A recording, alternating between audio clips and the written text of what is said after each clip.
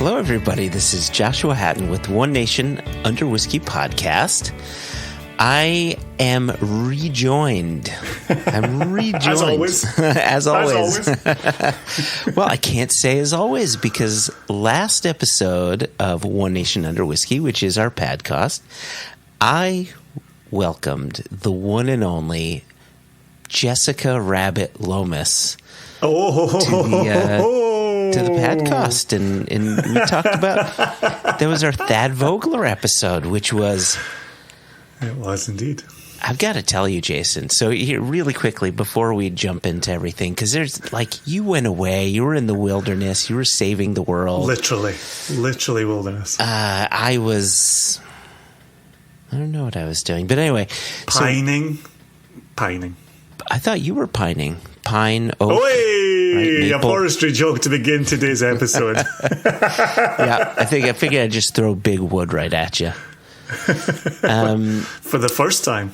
So Jess and I got together to do the Thad Vogler episode, and your interview with Thad was just, God, I can't believe I'm complimenting you like a minute and a half into this, but it was remarkable, and in part because Thad is a wonderful human being, isn't he?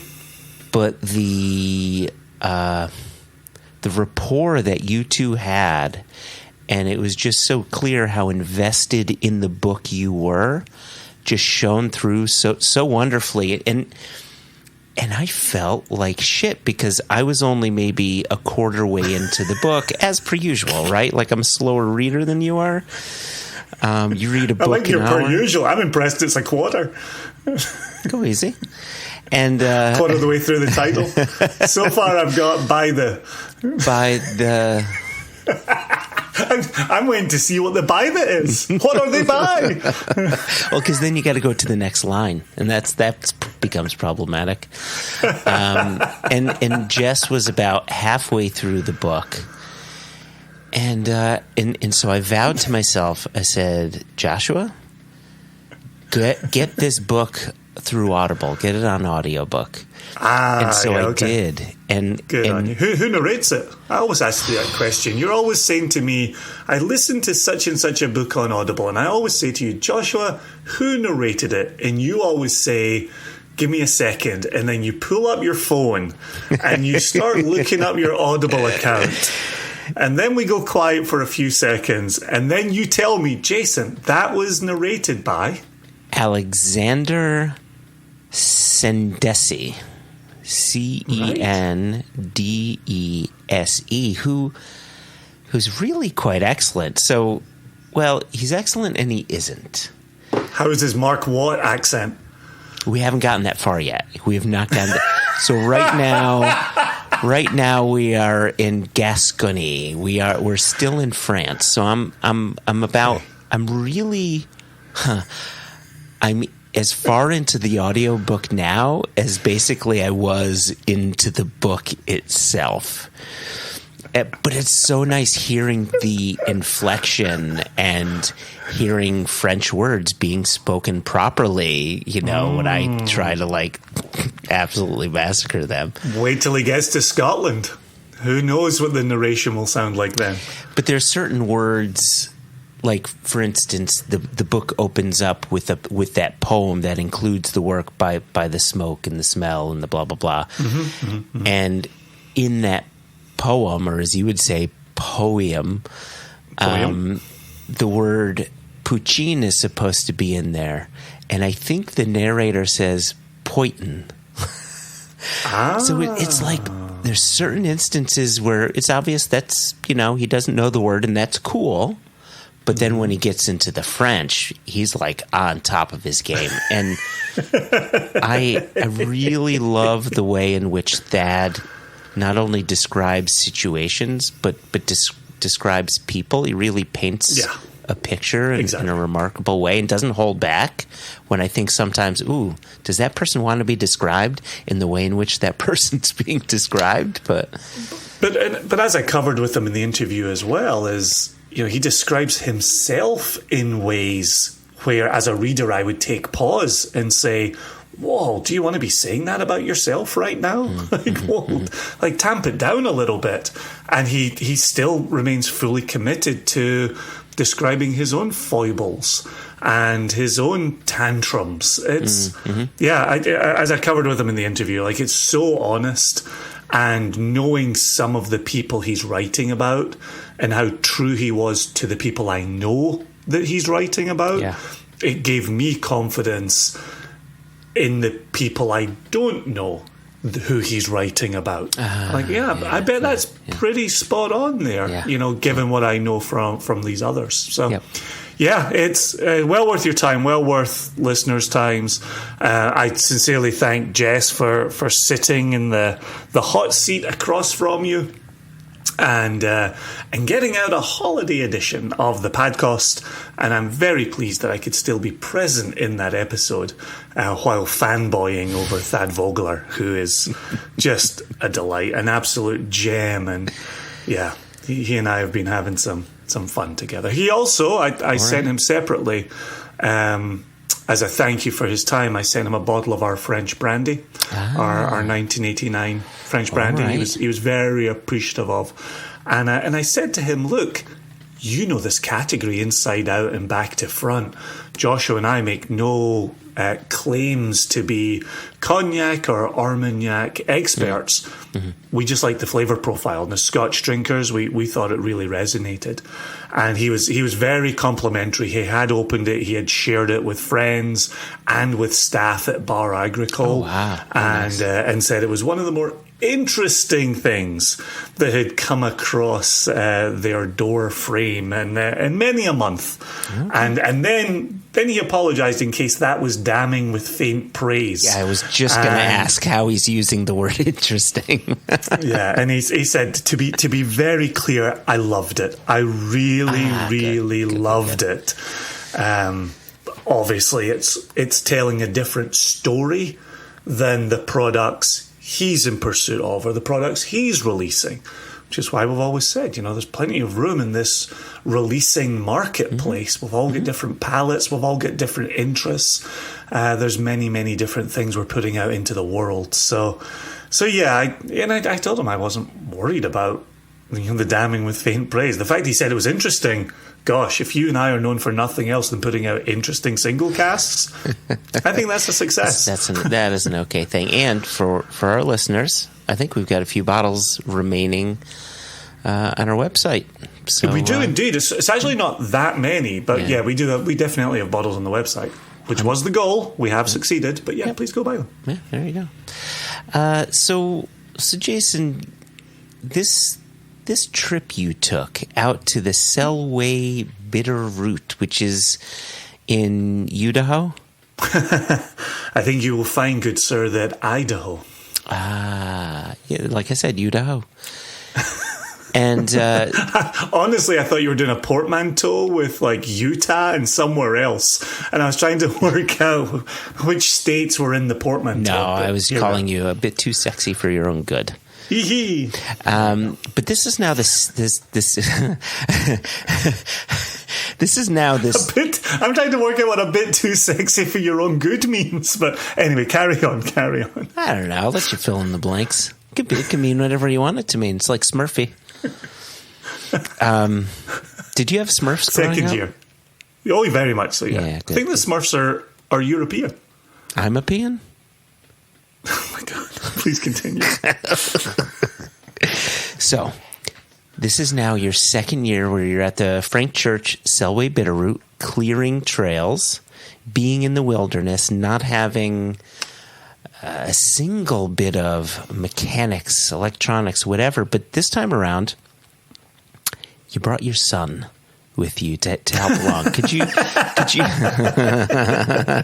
I'd love to hear from a father's perspective how all of that went, but just in general. I mean, I know you loved the last trip. Like, how did this one go? Yeah, it was another excellent one.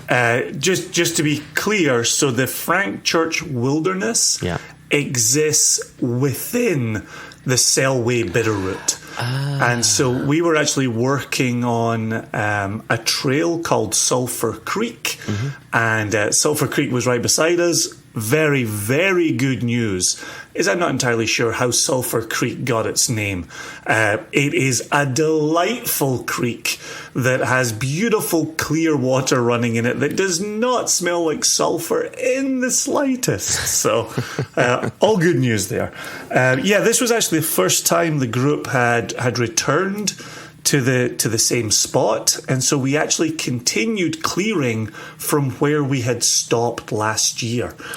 We moved our base camp up 2 miles to just before, maybe a quarter mile before where we stopped last year, at a tangle of brush and fallen trees that you couldn't even see the trail. It was an absolute nightmare underneath. And I've spent a year thinking about getting back there and untangling it, and that was first day back this year was untangling it, and it was a shit show. It really was. We ended up clearing 2.5 more miles of trail. Last year we had cleared 550 trees. This year, by estimates, we cleared 800. We were sometimes a larger group than we were last year. Last year we were 10 at our max. This year I think had 13 or 14 on one day. That was even more intense than last year. You're posing a question, yes. So you say you cleared 800 trees. Like, how big are these trees? How many rings are we talking about? So it depends. So some of them are 20 years old and actually growing out of the trail and need to be cut and removed. And cutting it, a 20-year-old. I'm currently blanking on the name that Uncle Carl taught me while I was on the trail with him. Lodgepole pine. Clearing a lodgepole pine at 10 years, 15 years, 20 years takes 10 seconds. It is incredibly soft bark. You can do it with a single handheld saw and get it removed from the trail. So you can rack up a fair number of trees when you're clearing them in 10, 15 seconds. The oldest tree we cleared last year was 253 years old. Wow. Already fallen. That's not us cutting it down. It's being cleared from the trail. You're not monsters. Because it has fallen across. We are not monsters. Thank you for saying that. This year we had a tree that to our best estimates, the rings weren't entirely clear in the center. Looked like there was some kind of rot in place. But this tree was 300 plus years old. And again, it had come down, as many as 20 years ago, in what we assume was the last forest fire to go through there. And then that we actually cleared that tree in 40 minutes. And so Kai and I, so Kai, my 16-year-old son, who was out for the first time, he and I had taken the first cut on it. So you go, a couple of feet, sometimes 3 feet to the left of the trail, and then you're going to go another 2 or 3 feet to the right of the trail, and you're going to do a second cut over there. And you're going to clear this rather large tree out the way. Lying flat on the ground, it probably came up to my hip. Wow, that's massive. So you get, wow, okay, there you go. Right, yeah, right. And so that's where we're using the crosscut, which is depending on the crosscut you have, is an approximately 6 foot or 2 meter saw. One person on one side, one person on the other, and you just saw back and forth and back and forth and back. So these are the saws that people, when they go to their nearest antique shop and they find the old timey saws from 18 whatever, that's what you're using. Yeah. So I found this out on this trip. The last crosscut made in America was made in the 1950s. Oh, really? Oh, wow. Yep. So you're actually working with vintage equipment as well. Exactly. Holy cow. Tons of fun. And so Kai again, the 16-year-old, my 16-year-old who you're asking about, is already very much into tools and sharpening tools and does a lot of local sharpening of knives and garden tools and things like that. And he actually purchased a new, quote-unquote, puck to take into the wilderness so that he could hand sharpen axes and some of our other blades that we had out there. He was not allowed to touch the crosscuts.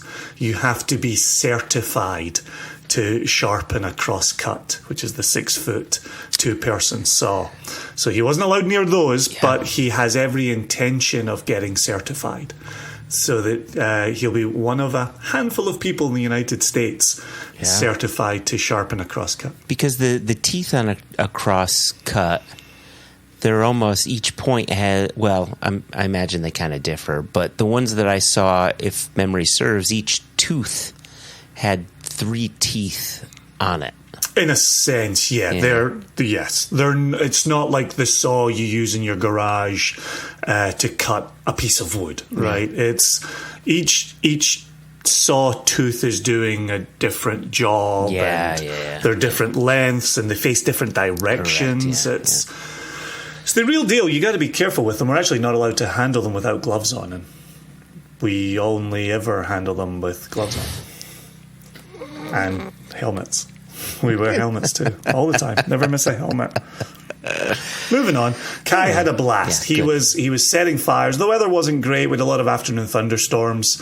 We would get some decent mornings. We would get some good work done. And then we were seeing thunder and lightning. Not every day, but a host of the days that we had. One of the days I had to hike, 2 miles back from the work site, back to camp.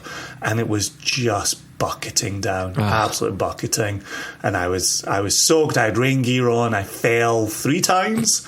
I'm not laughing with you, Jason. I'm just laughing at you. Just happens. You're on a trail. It's got fresh cuts on it. You're trying to clamber podcast over wet stones, and you lose your footing and down you go. So. On one of the days, actually, on a dry day, I was walking back and I was a little bit tired, and I was not too far from base camp, and I was trying to adjust one of the straps because we would wear our rucksacks, so you can put tools in your rucksack. Sure. And I was adjusting my rucksack, and that a former piece of wood, maybe 12 inches, 20 inches long, kicked up and blocked the foot that was on the footfall. It caught my toe, and I couldn't put my foot down to complete my step, and my hands were attached to my straps that I was trying to fix, and I went down like a sack of potatoes on my right side, landed on my right shoulder. Timber. And I don't know if I broke a rib or I've bruised a rib, but I haven't been able to cough or sneeze fully since. And so that was a little bit of pain. So you still feel it pretty hard? Yeah. Yeah, that's going to be 4 to 6 weeks of your life. That's what I told myself. That's exactly what I told myself. So listen, final question for you before we move on to really, why we're here, to introduce listeners to our good friend Bikram Singh, to talk about independent bottlings and talk about DTC. And maybe you have more to share as well, but I had a very specific question for you. Again, as a father, how did Kai feel about not having a phone? Like, was there like a detox period? Yeah, he loved every second of it. Did he? And this is a kid who, when he is home, asks for his phone and wants more things on his phone than we are comfortable allowing him. He didn't even think about his phone. Oh, wow. He was too busy chopping firewood, digging latrines, putting up tents, sharpening axes, setting fires in the rain. He also, again, to bring up Uncle Carl's name, he was trying to set, and this might not make sense to a lot of people, but he was trying to set an East Coast fire in the Pacific Northwest. And Uncle Carl, who's from PA, who's from Pennsylvania, and has lived in the Pacific Northwest now for, 2 decades, maybe 3 decades, took Kai aside and was like, hey, dude, I know you're building an East Coast fire. I know what your East Coast fires look like. You need to be building a Pacific Northwest fire. And here's what you need to be using, and here's how you need to set it up, and here's how you need to, catch a light to it. And, throw in the rain, and you're just adding layer upon layer. Sure. But you could tell in that moment, Kai was kind of like, okay, I'm here to learn. Okay. That's awesome. And now he's got, setting a little East Coast fire under his belt. He's got setting a Pacific Northwest fire under his belt. And, we'll see what happens when he goes to the Southwest, where the goal is to not catch things on fire. So. We'll see what that looks like. I do want to say one more thing, as you say, before we throw it over to Bikram here and your interview with Bikram. But the work that we do, we are called the Whisky in the Woods Group, but we do this work with the Selway Bitterroot Frank Church Foundation, and one of the things that they're always in need of as a foundation looking after wilderness is charitable contributions. And you and I, as a company, put out a collaborative bottling where we had raised $4,000 for a SBFC that was very well received and very well spent. And on one of the days, we actually had the new leader of SBFC out with us. Okay. And he and I were starting to brainstorm some ways to raise cash for the foundation. And Moscow Jim, who is president of the board over there, has he and I have been chitty-chatting, as I like to say, about ways to do it as well. One of the ideas that we're still floating is, could we take a group of SCN folk out into the wilderness and put in some time out there and do some whiskey in the woods out there? I know we've got members who listen to me talking about it, who have asked me follow-up questions about being out there.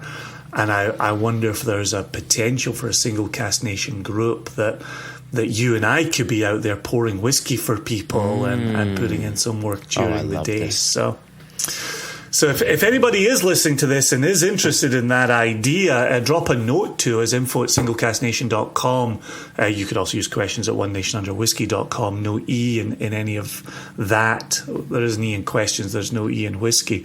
But if that is of interest, we would be selling tickets to that. And then Josh and I would be putting our heads together to come up with some fancy pours that maybe don't exist in a greater world. So I think there would be enthusiasm there. I know the success we've had with Giving Tuesday, and I know the generosity of spirit that exists amongst our members. So that'd be kind of fun. I also wouldn't take it off the table for anybody who wants to join us internationally as well. If you want to fly into the Pacific Northwest, SeaTac is right there. If you listen to the podcast and you want to come join us, we could sell tickets there as well. So there you go. It's all possible, Joshua. Hell, I'd even get an idea to take recording equipment and do a little bit of daily recording, get people on wax about what they've thought about their day in the wilderness. But we can't do that, can we? In the wilderness? Yeah, we're not allowed to like roam around on ATVs and what have you. But yeah, some people solar power their phones so they can take photos. Okay. Oh, okay. Right, but they're not making phone calls because there's no signal, which is magnificent. But yeah, people do like to solar power their equipment. Which okay. Oh, there you go. Oh man, this I'm loving the idea of this. So cool. Right. Yep. Right. There's some fun to be had there, and then obviously, we've done it plenty, but another collaborative bottling would make sense as well. So. Only makes good sense. Yeah. Right. So SBFC, Selway Bitterroot Frank Church Foundation, means a lot to me, means a lot to my friends, means a lot to my kids. So it's very cool. Also, our trail leader has posted their take on our week in the woods, and we can make the link to that available on the the Facebook page or wherever people find information. Is Twitter still a thing, Joshua? I've been gone for a while. Yeah, it's kind of. I think it's still a thing, but Threads is now starting is amongst to us. come up. So it's like when one cesspool starts to rot, why not open up another one? That's what I always say. It is interesting. It is interesting, actually. Final word just on social media. Charlie Wartzel in The Atlantic writes about social media no longer is born or dies; it's just reborn zombie-like, and Threads is simply zombie Twitter. It totally is. Fucking zombie Twitter, right? You've just made Twitter worse. Like, Twitter's already a nightmare. You add zombies in. Oof, it's like Pride, Prejudice, Twitter, and zombies. So there you go. Now that's a catchy title. That is a catchy title. So I want to bring us to our conversation with Bikram because, you and I, Jason, some 7.5 years ago, had a company meeting and said, why don't we start this podcast where we're focusing on independent bottlings and independent bottlers and people that support, this thing that, is our business. And and I would say that we did a fair amount of that kind of early on, and then we just started peppering it in because the fact of the matter is the whiskey conversation is so big, and there's so many areas of interest and people to talk to, and whether it's a writer or a producer or a blender, what have you. Anyway, talking with Bikram brings us back to those roots, right? Back to the idea of independent bottlers. But this was a two-parter, right? We had mentioned in our episode with Holly Sidewand and Anthony Levinson that it would be really good to have Bikram in. Exactly.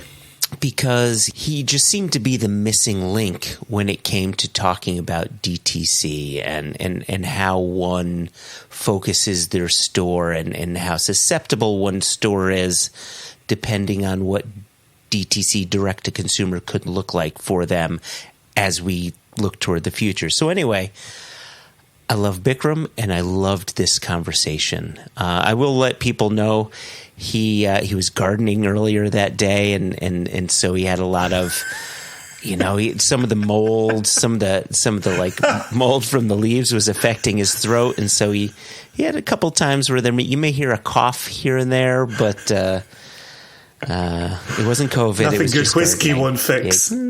Oh yeah. Speaking of which. And this is one of the things, this is one of the things that I love about people like Bikram, which is people like us. You have a conversation and then something comes up and you're like, oh, okay, hold on, you got to taste this. And so we started discussing single malt whiskey from a country that I didn't think made single malt whiskey, and he poured it for me, and we got to talk about that a little bit. Like, there's some bits and bobs here. So, yeah, I think we just hand it off to me and Bikram.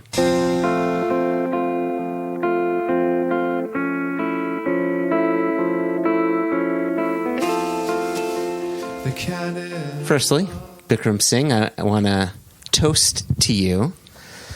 Our listeners don't see this bottle.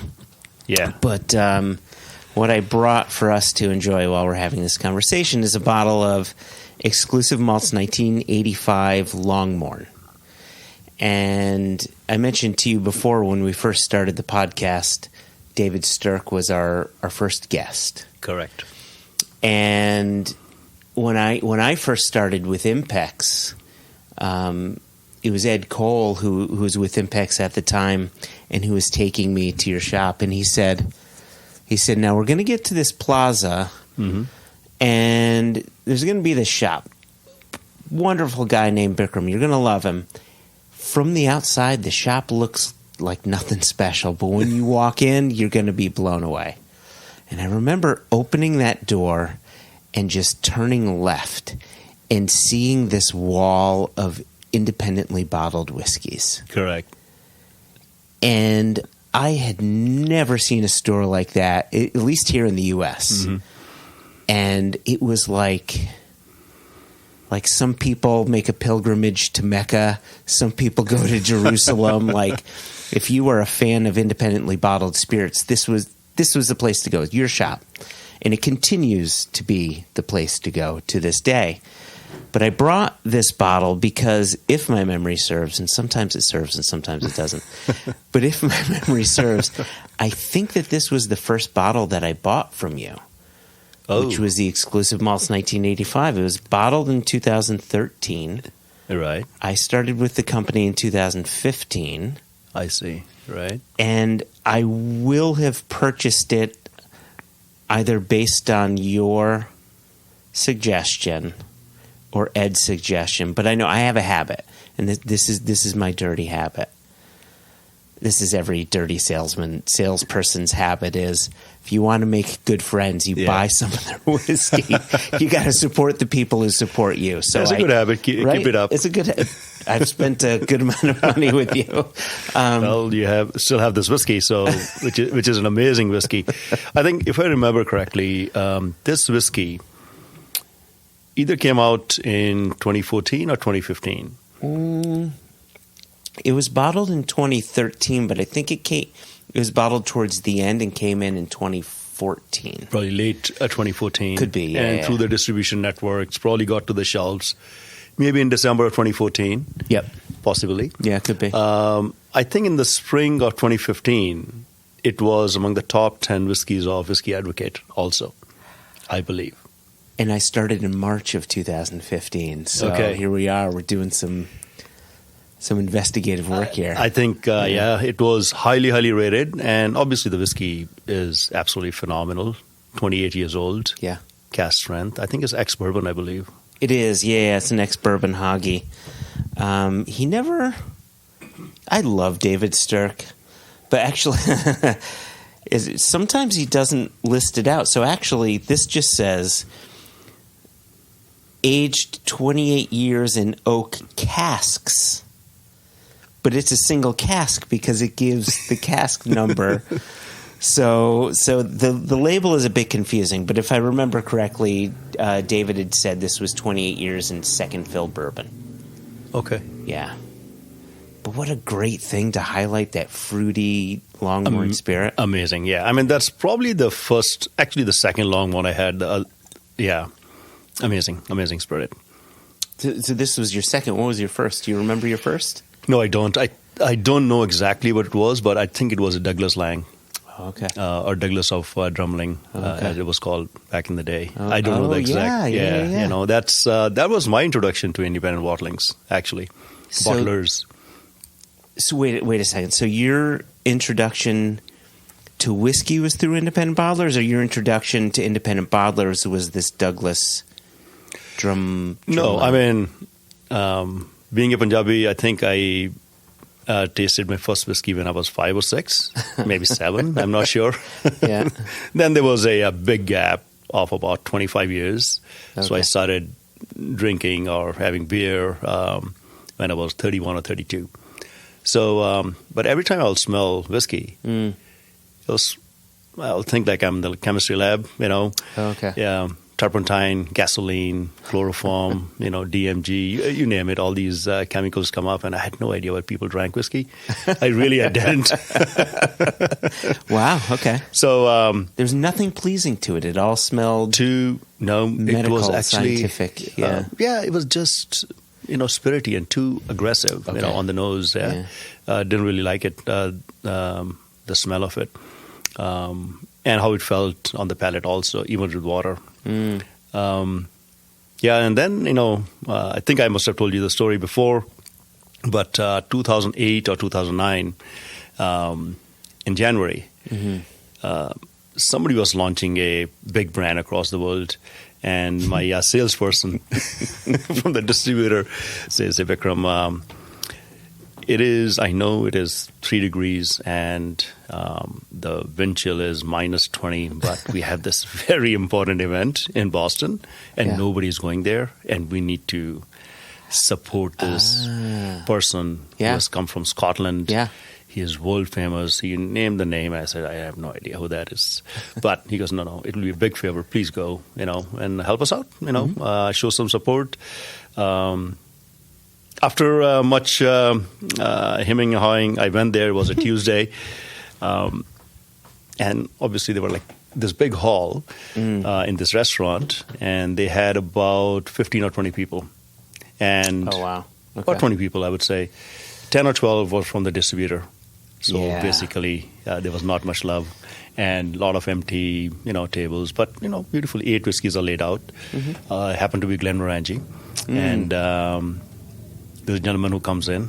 His hair, much like you at that time, disheveled, and he just came in and he Looks goes... like he just woke up. he just woke up. And it was windy, and he had a bottle of whiskey in his hand. And it seemed like he had just dipped in a pond, buttered pond, because there was stuff floating in it.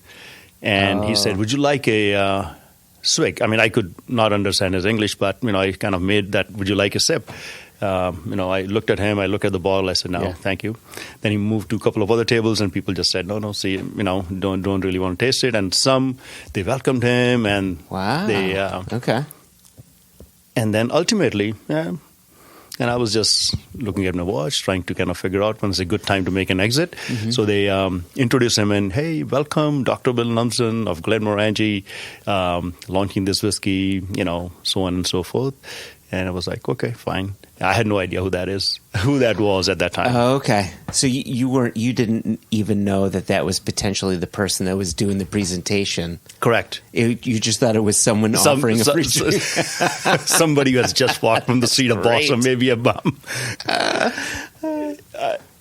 That is how naive and how ignorant I was of the whiskey industry, of whiskey at the time.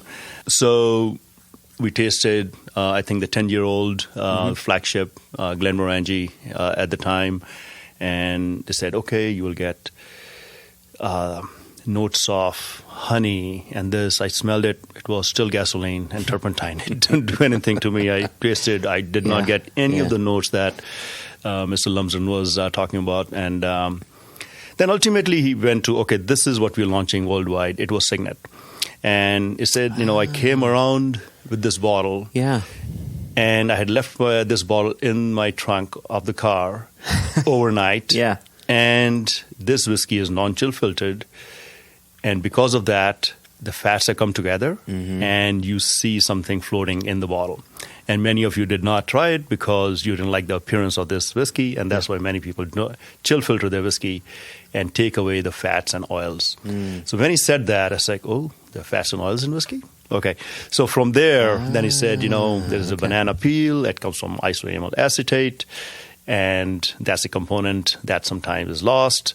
So from that, I was hooked. I was like, okay, it's not only ethanol, there's something else happening, and something else is giving this flavor, and that's why it smells slightly different. And from there, that's why we met. Otherwise, we would not have never met, possibly. So because you came from biochemistry, the world of right? More like chemical engineering and environmental. And so basically what he did is he took scientific terms that you knew and converted them to smells, to scents and flavor. Yeah. He gave a chemical name to banana peel, isoamyl acetate, and here we are. Wow. Okay, so that's your introduction to whiskey, and we're talking 2008, 2009. Yeah, it was probably January of 2009. But could have been January of 2008. I can't exactly pinpoint the date. So you're talking about Glenmorangie, one of the most ubiquitous brands out there, behind the Glenfiddichs and the Glenlivets of the world. Independent bottling is quite a stretch from the ubiquitous Glens. Right. So tell me about that. What was that discovery for you? So after this, I really wanted to know more and more about the whiskeys. And when I reached out to some of these big brands, let's say Lafroig or Macallan, they had the data of how much whiskey somebody buys, and they're not really interested in really communicating with their small store. So it was difficult to really get somebody to come and kind of educate and things like that. And they was like, hey, are you willing to take a 20 case drop, or whatever the lingo was at the time. However, I met Brad Jarvis. He used to represent few independent bottlers. I think Douglas of Drumling, Old Malt Cask. Yeah, sure. Malt Maniacs? No, not Malt Maniacs. Maltman. Maltman. Yeah. Yep. So, but nobody was talking to those people. But he had all these wonderful whiskeys, and he introduced me to Port Ellen and all these.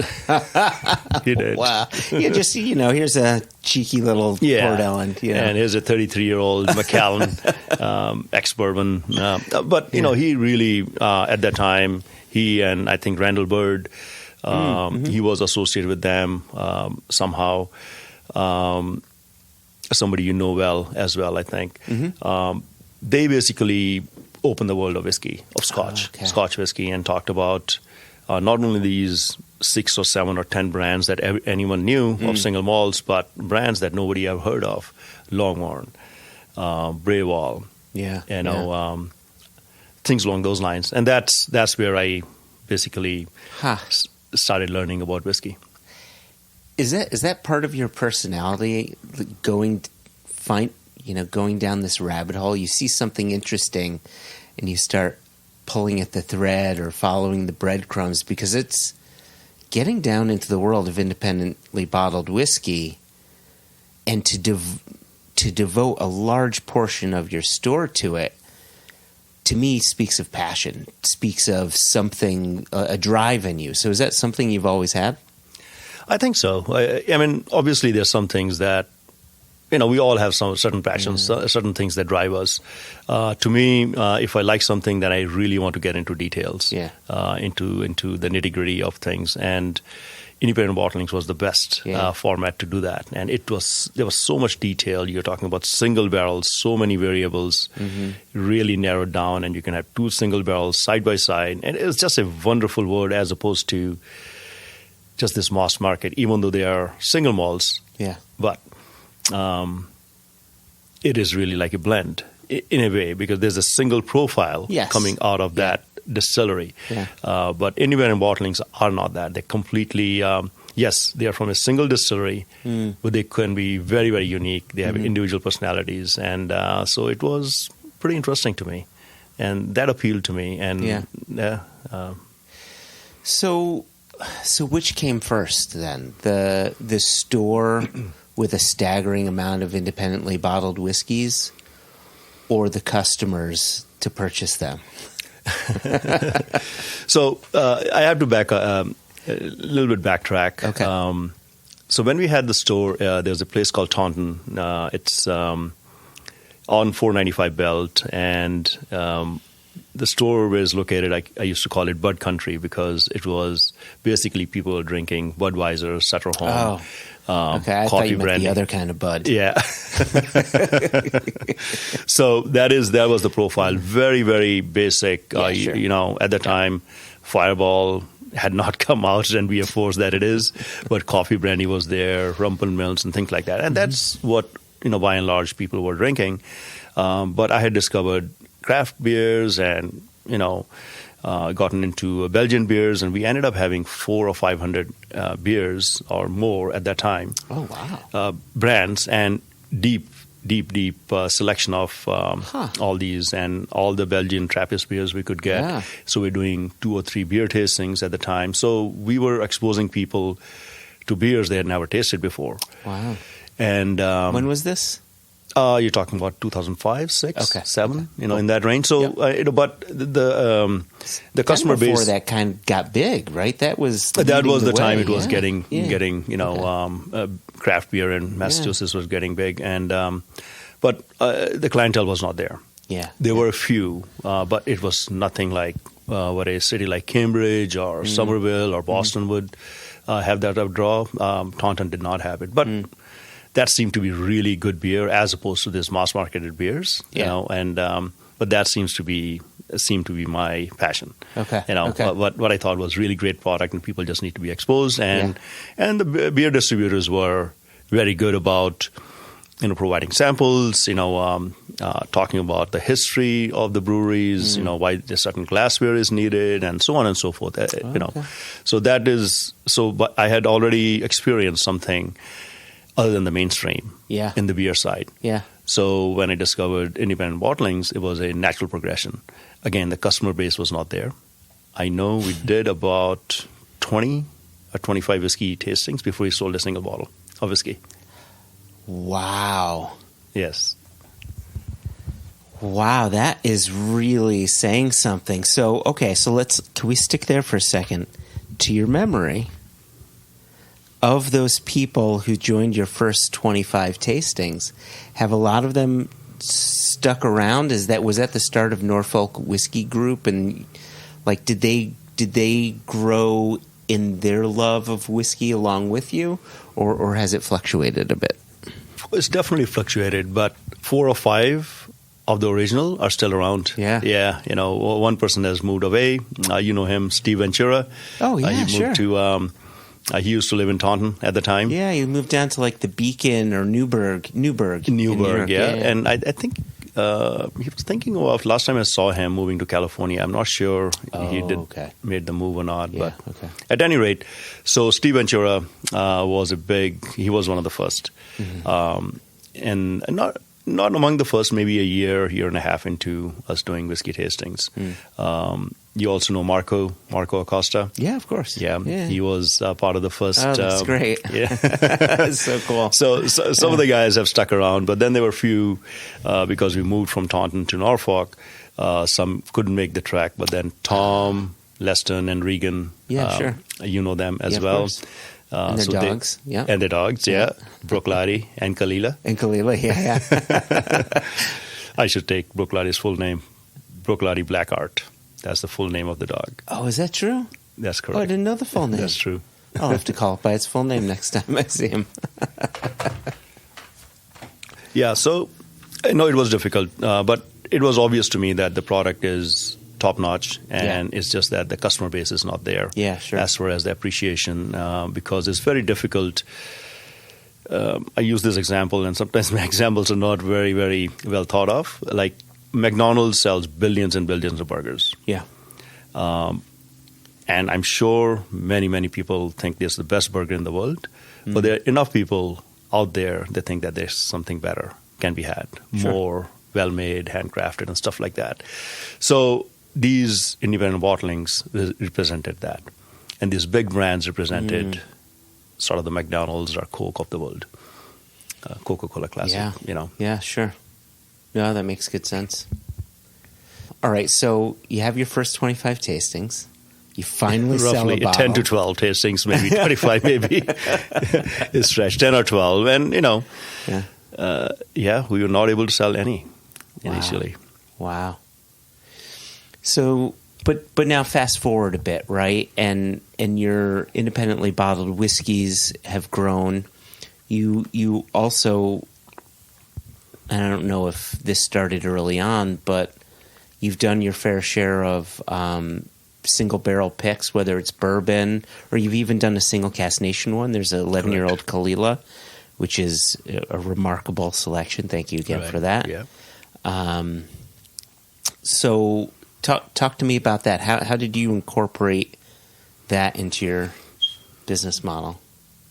So, it just evolved into it. I think more than us going after that, it was just an opportunity was there. And the one thing that was happening at that time was whiskey was it was not really that popular, but it was still, so people who were in the industry from a marketing and sales department side, from distributors or brand ambassadors, they were more focused on the big stores. And I still remember we were trying to get a Flaming Heart, bottle of Compass Box Flaming Heart, 2012. Yeah. So we asked our distributor, could we have a case of that, 6 bottles? They said, no, you have not bought anything in the last X number of years. You cannot get anything. Yeah. So we did not get this. We got 0 bottles. So, but on the other hand, Four Roses, they were looking for people to buy a single barrel.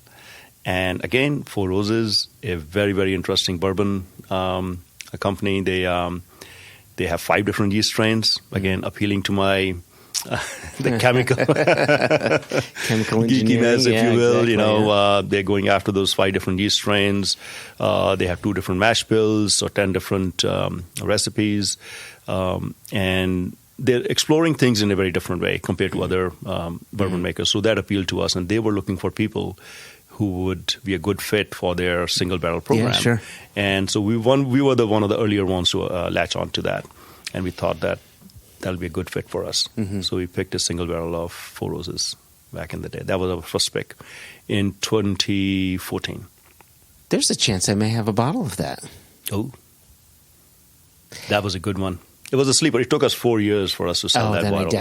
Then I definitely have it, because I went on a Four Roses rampage for a while. Like you, one of the things that I wouldn't say struggled with, but one of the things that I tried to fight against was getting too much bourbon. Excuse me.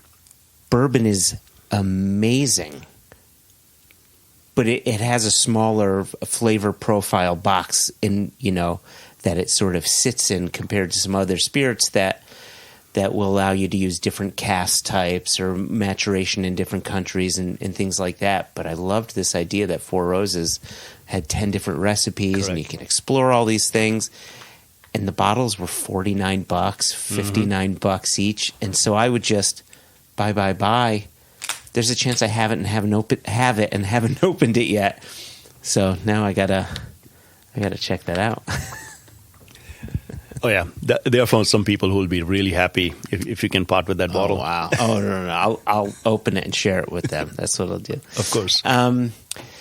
See, the interesting thing about your shop as well is it's not just all geeky.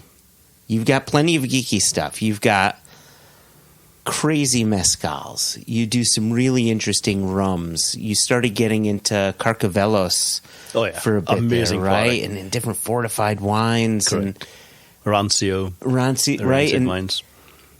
But at the same time, you've got a cooler of Natty Light, right? And you've got the minis and you've got the Slim Jims at your front desk or candy bars that I often leave with because I couldn't get dinner, so I'm going to have a Snickers, So you sort of find yourself. Do you find yourself just putting on different hats depending on who that client is? Do you look to try to convert that client who's buying sort of your run of your McDonald's hamburger into something a little more classy, like a Five Guys? You know what I mean? It's a very interesting question, Joshua. I haven't really given much thought to how we approach that, but earlier on, these beers were there. People were still walking away with Bud Light or Amstel Light or things like that. They were not tasting it. I was not tasting any whiskey until 2008 or 2009. Yeah. So Dr. Bill Lumsden got me into whiskey, if you think about it. Yeah. So what we do is we do constant tastings. Thanks to you, we have done legendary tastings of independent bottling, single malt scotches, and from single malts from Israel, so on and so forth.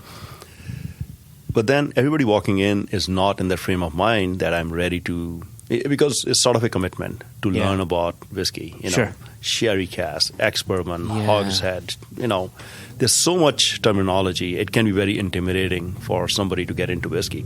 But we provide the opportunity. But if they want a Fireball, it is there. It is not the most prominent thing. If they want Captain Morgan, they will have to ask us where it is, but it's there.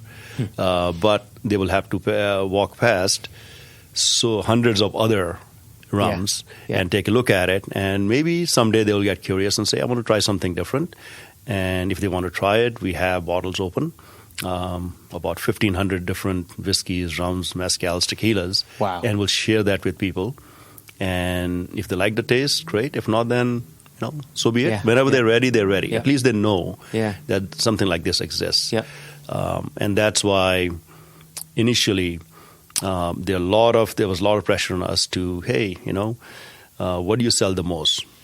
Johnny Walker, Dewars, Shivers, things along those lines. That should be, as the customer comes in, that should be front and center. But we felt differently, that this is where our heart lies, and if they want any of those brands, they're here, and we are carrying them. Lafroig, Ardbeg, all those things, they exist, but you just have to walk to them. Exactly. Yeah.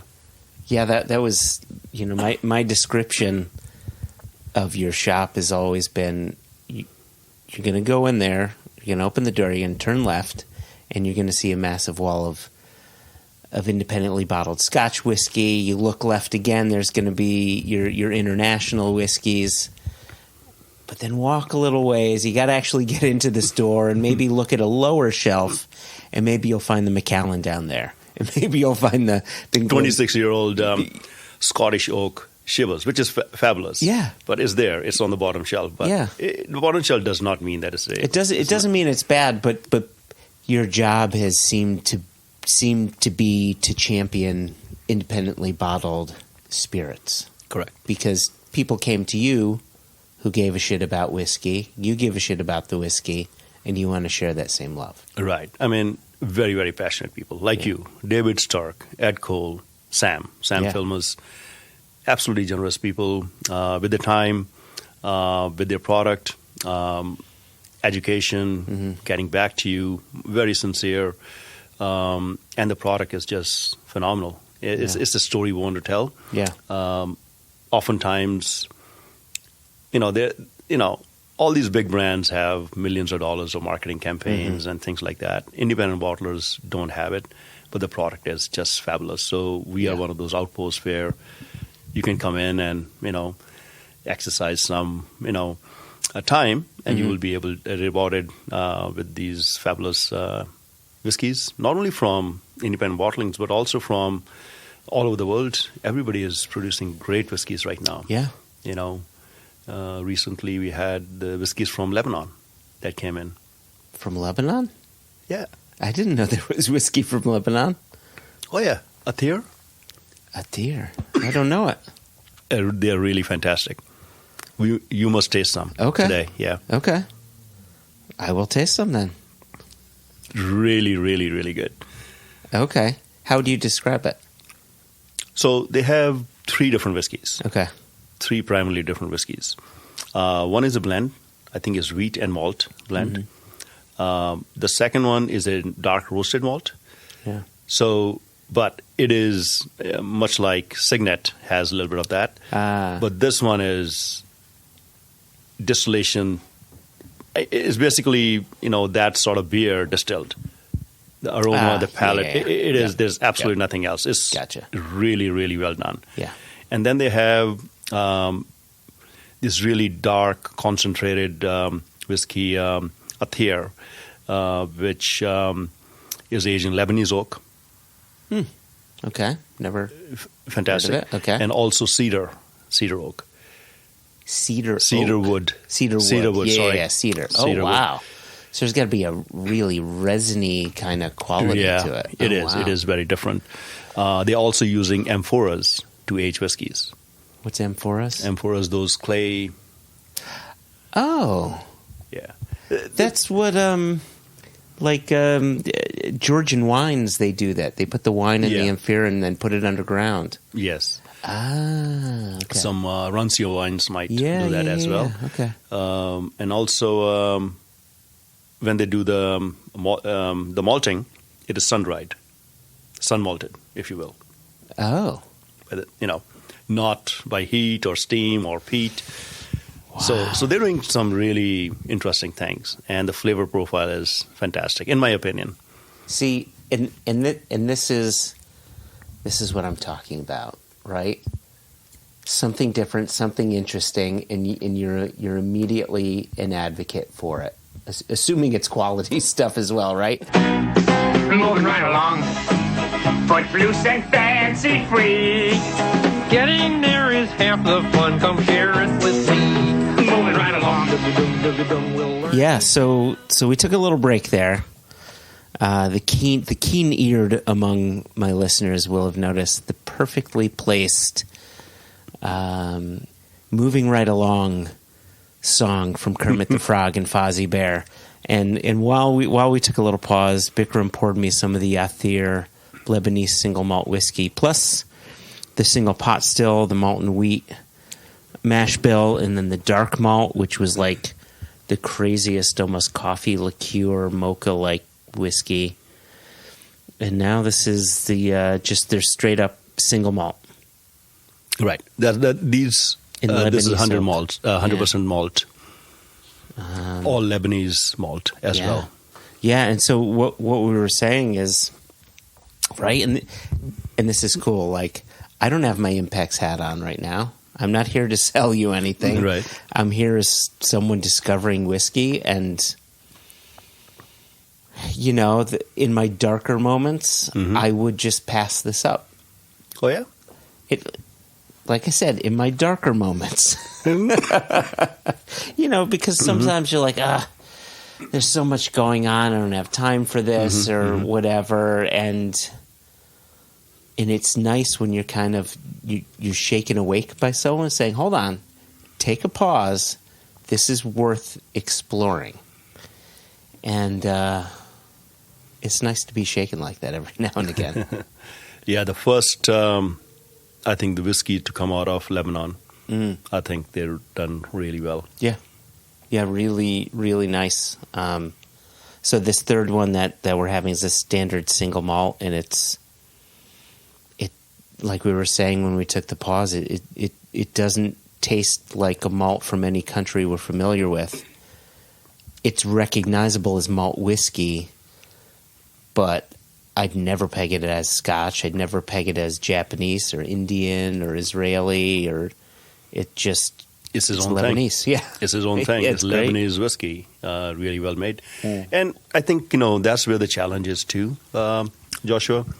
There are many consumers, often very highly attuned to the whiskey, really super knowledgeable, but their profile is pegged to a certain distillery or a certain style. Yeah.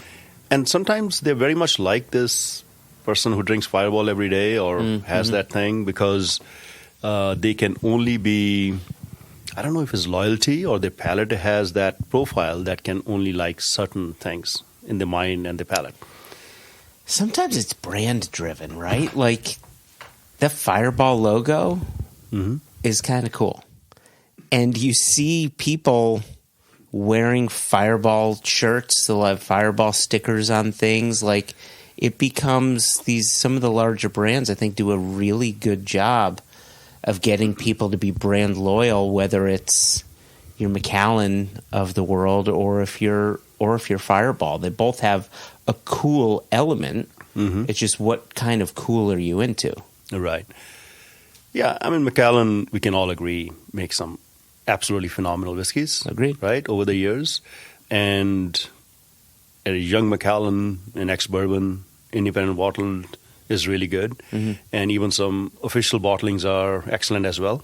But then what I'm talking about is some people their taste profile is either brand-driven or age-driven, or I can only drink sherry cask and I only drink Scotch, things along those lines. Yeah. But these things come along and their taste profile is nothing like those. So those folks are not able to appreciate that, I think. Yeah. Unless they lower their guard a little bit. Yes, right. And just say, okay, you know what? Let's kind of expand our horizon. Yeah. Talk about rums, for example, from Haiti, Clarence. Amazingly funky. Different, crazy, yes. Mezcals, for example. Yeah. Almost very primitive. And, frankly speaking, many of the original whiskeys probably tasted like that. Because when was this? Like 1880 or 1884, when Louis Pasteur discovered yeast was a thing that converted. Oh, okay. Before that, any distillery that was made before that, any whiskey that was made was basically, driven by bacteria or yeast which existed. It was just around. Natural, in that environment. So the whiskeys probably tasted very, very different to the whiskeys we are tasting now from the same distillery, because the yeast strains were absolutely different. Yeah. And even in our, last decade or so that we've known each other, 8 years actually, when we started, a lot of people said, yeast strains don't matter. Many of the brand ambassadors coming from Scotland, it doesn't matter. But we know it matters. You can control it, you can modify it, you can manipulate it as to what you're trying to do, but it does matter. So similarly, these are reflecting, I think, Lebanese provenance, if you will. So they're different, and so I think it takes a little bit open-mindedness to kind of appreciate them, I believe. Yeah, in a similar way, it's just like people getting into malt whiskey for the first time, and a peaty whiskey can be an acquired taste, and you have to be coerced into even trying it. Right. Much like this, I wanted to switch gears, if we could, really quickly. We tried to do it before, but then we got sidetracked by the Lebanese single malt. Sure. Which was a very good sidetrack, by the way. That's good. So, we talked about Holly Sidewan from First Fill Spirits out of Saratoga, and Anthony Levinson from Roma, and this idea of DTC, direct-to-consumer selling. And as I mentioned before, right, you're this very niche shop situated in a state where if you wanted to sell more liquor to those that maybe live outside of state lines, you simply couldn't, because there are laws disallowing you to do so. So that's one idea behind that's one definition of what direct to consumer could be, right? Where you could ship to anyone within these United States. Then another idea of direct to consumer is where a producer would bypass the distributor and retailer and sell directly to the consumers, much like a winery could, right? If you go to a winery, you can buy bottles there. You can go onto their website; they can ship to your door. And then there are certain ways of doing DTC where you have to incorporate a retailer. So, for instance, like in Washington, D.C., you don't really need a distributor, but you do need a retailer to fulfill that order and then ship it out to the consumer. So my question for you is, well, I guess my initial question to you is, do you feel stifled in your ability to sell what's already a difficult to sell product, and you're now situated in a state, or you have been situated in a state that makes it difficult for you to expand sales beyond the people that can come to your store? Well, it's a big topic. It is. There's so many layers to this and so many perspectives. And from my perspective, it is difficult, obviously. It's pretty difficult to, when you have to cancel orders, people have placed orders. Oh, by the way, can I get a ship to California, to Wisconsin, and so on and so forth. Just this morning, somebody from Canada, Quebec, bought a few bottles of Old Forester single barrel we had. And he couldn't pay because of a Canadian credit card, so he had his sister buy it for him. And she is going to pick up, and next time he's here or she was Canada, they can bring it over. But a lot of our consumers as well, they buy from UK shops, from Europe, and within 2 days, the product is shipped to their doorstep. Yep. Whereas people from there, if they like to purchase from us, we can't ship it. I'm not even talking about within the U.S., even abroad. So it is basically a difficult situation in that, and especially when it comes to single barrels. So we had Amrut single barrel, single cask last year, and there was worldwide interest in that. but we just simply couldn't fulfill the demand. Of course. So, those sort of things do happen. I guess the question would be, do you want to see that change? Is there comfort in knowing that people have to come to you, that you become that destination? Yeah, but at the same time, what happens is ultimately when somebody does that, right, it is going to be very difficult for smaller entities to exist, I think.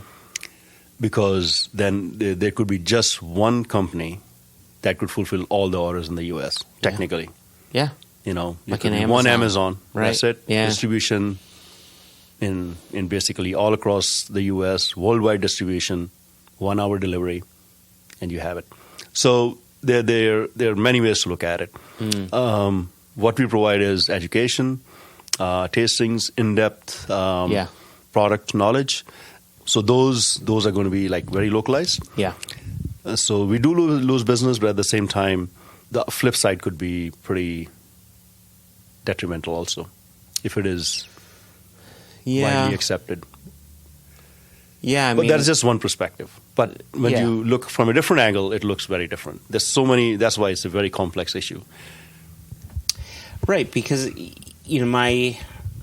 my gut would tell me that if Amazon were allowed to get into this business like they are in the UK currently, that their model, or at least typically what they would sell, would be sort of to be the online version of Total Wine, which is to get sort of, easily everybody's 10, 12-year-old spirit, Elijah Craig, all of the sort of ubiquitous stuff, because you're getting your cat food, you're getting your, shovels, and hey, why don't I just, throw some wine on there, maybe a bottle of Jim Beam or whatever. Right. Maybe I'm wrong, but I don't necessarily see them going after the really ridiculously esoteric stuff that you would specialize in. Like, do you feel that there are some levels of protection, or would you feel that? And again, these are suppositions, right? Like, nothing is in play, but there's a lot of people talking about the possibilities of DTC, and some barriers have come down because of COVID and things like that. Do you feel somewhat protected given your focus, or do you feel there still could be a threat? There's definitely a threat to players like yourself. There's definitely a threat because we, unlike some stores who just specialize in special items, if you will, specialties. So they have complete focus on those items too. They do not carry Budweiser. They don't have Fireball. They have what they have. Yeah, it is very difficult for them, because ultimately some of the larger producers are not going to be able to basically support them, because an Amazon comes in, they are able to reach out to all the consumers across the board. They will be reduced to only supporting smaller one-off kind of things, because oftentimes these companies have multiple interests and multiple, let's say, distilleries or brands, and they would like them to carry all of them to be able to support them on the other really esoteric things. Yeah. So I mean, those things are very difficult to deal with for them, smaller. If we only focus, like for example, even if we take impacts, and we want only, let's say, 1 or 2 items, but those are highly allocated. Yep.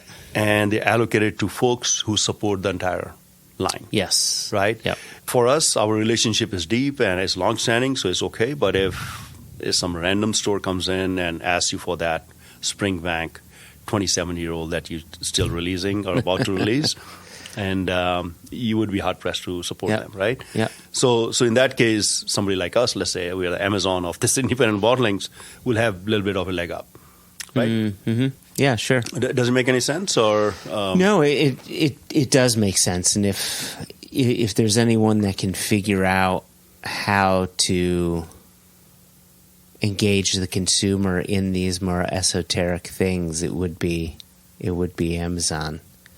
That's correct. Yeah, it's going to be interesting seeing how things play out, if things play out in the way that some expect. Yeah, I'm not sure how things will work out, because this industry is going to go through a lot of changes. Mm-hmm. And I think even within that, I think we were talking about this earlier, even whiskey might be going through some, major changes, because those things tend to ebb and flow also. Different spirits have peaks and valleys. Yep. Over time. There could be a rum that comes in, or the rums get more popular, or agave spirits get more popular, things along those lines. Yeah. So let's see what happens. Yeah, right. There's a reason why even in 2015 you could find some shops that had wild turkey from the 80s and 90s sitting on the shelves. It's just... What was the reason? What do you think? Because no one wanted to drink Dad's drink anymore. They didn't want to drink Dad's bourbon, Grandpa's bourbon. There was more interest in vodkas and cocktails, gin. It was more drinking for a good time, followed by the line of Coke that they're going to do off the bathroom counter. Right. At the dance club. Right. And it was just a focus on what was being consumed. I mean, the bourbon industry got hit so hard, they tried to create a spirit that was mixable, that light whiskey, right?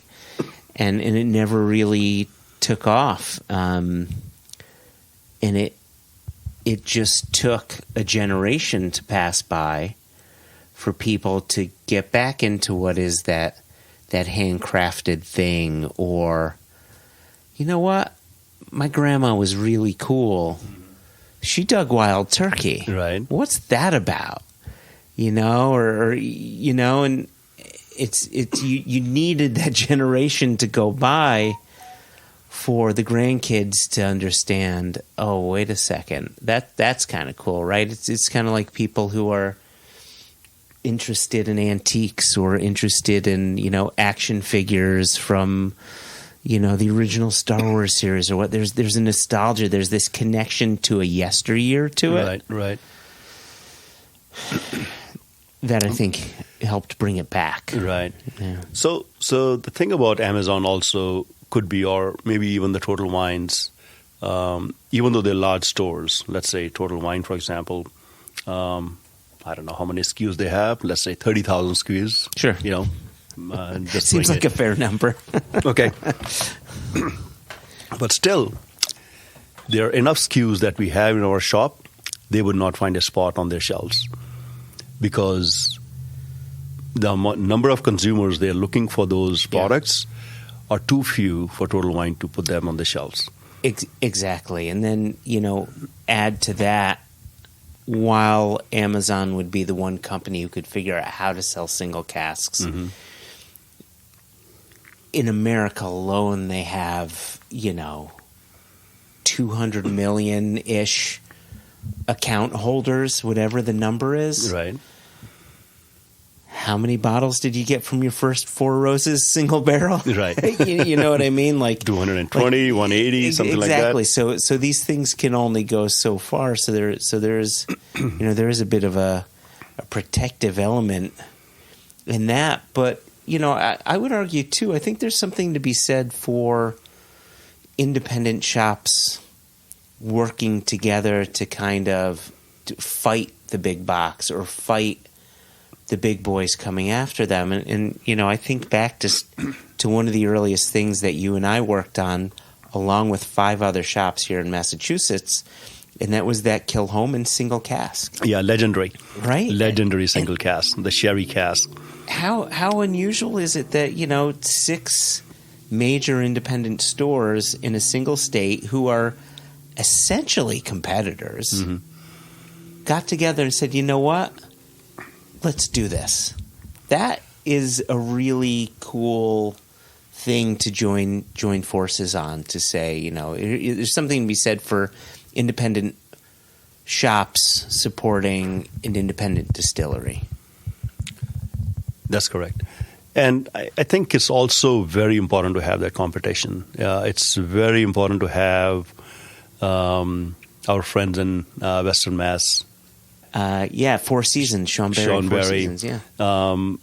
Julio's Ryan Maloney does a fantastic job. Mm-hmm. He has made whiskey cool here for many, many, many years. That he has. He's done a great job. Yep. Kenny Gordon does a fantastic job at Gordon's. So I think it's very important for those shops to exist, and that allows many of the great whiskeys, independent bottlings and otherwise, to come to Massachusetts because of these shops. Yep.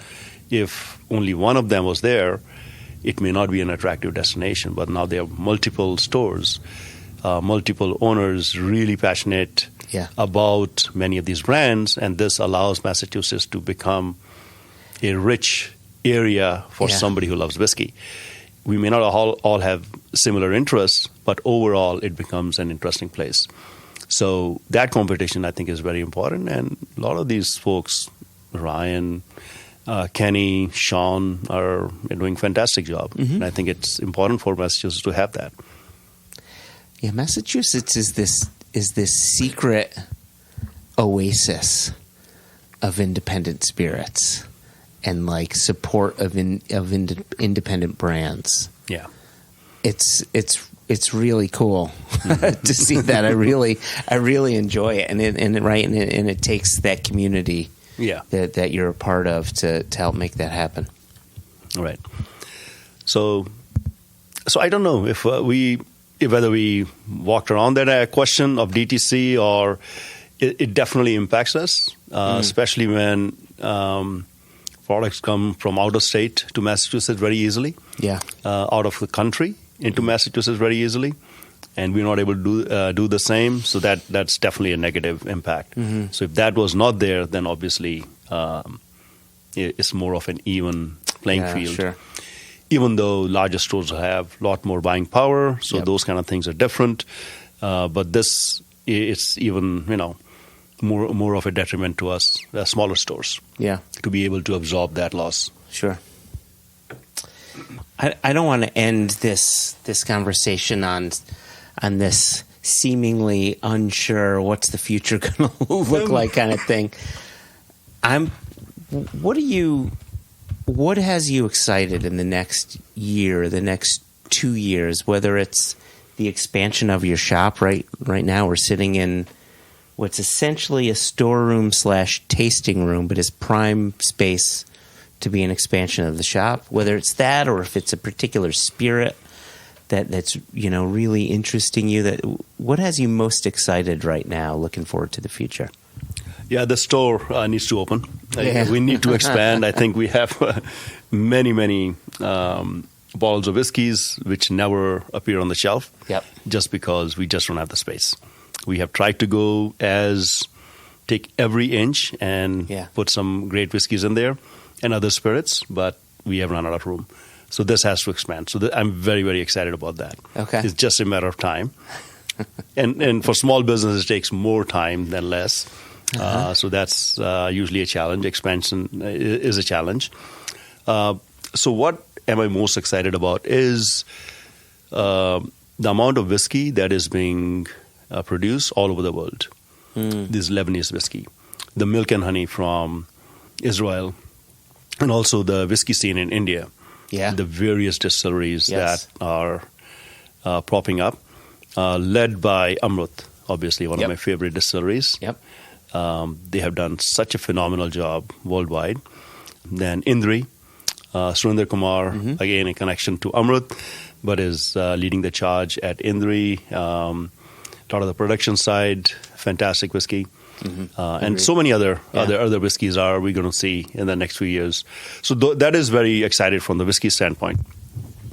But I think the world is also getting ready to embrace mezcals, which is completely different, not very easy to just like peated whiskeys. It takes a certain level of approach and sophistication and, just guts to be able to drink it the first time. It's not for the lighthearted. It's not for light, Yeah, it's just very difficult. Yeah. Some of the mezcals are like that. Yeah. Clarin from Haiti, Yeah. fantastic products. So some of these almost like lost products, they always existed, but they Yeah. existed in the periphery. They were not really in the mainstream. They're coming online more and more. Yeah. And people are more accepting, I think, of these different flavor profiles. We did a Baijiu tasting. It was very well received, believe it or not. I'm sorry. I heard the words that came out of your mouth. I'm not sure I fully understand. You had a Baijiu tasting and people enjoyed themselves. Some did. Some did. They were not as offended as they were 4 years ago. Listen, now, 1 in 3 bottles sold in the world is a Baijiu. I know. It's the world's single most popular spirit. Correct.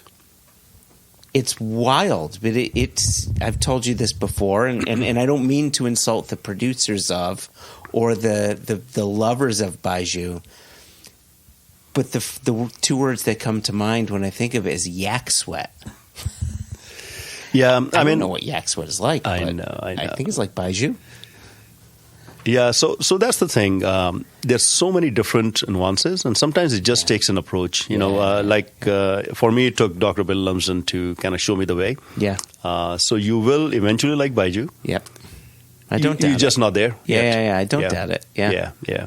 Because in the end, I mean, one of the things is, as you're talking about all of these spirits, this thought kept coming to mind, which is it's just new flavors. It's the exploration of new flavors through different distillates and different material bases to create those distillates. Right. And the reason I got into independent bottlings, much like the reason that you got into them, is you found this rabbit hole that had, wow, I haven't tasted that before. That's interesting.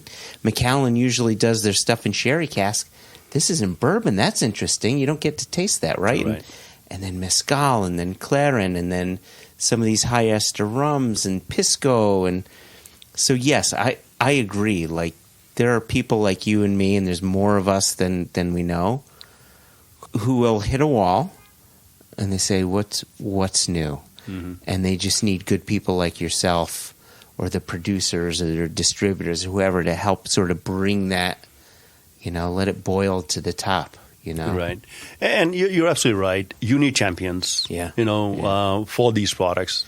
Otherwise, whether it's Lebanese whiskey, like what we had earlier, Milk and Honey, for example, also not a country that produces a lot of whiskey.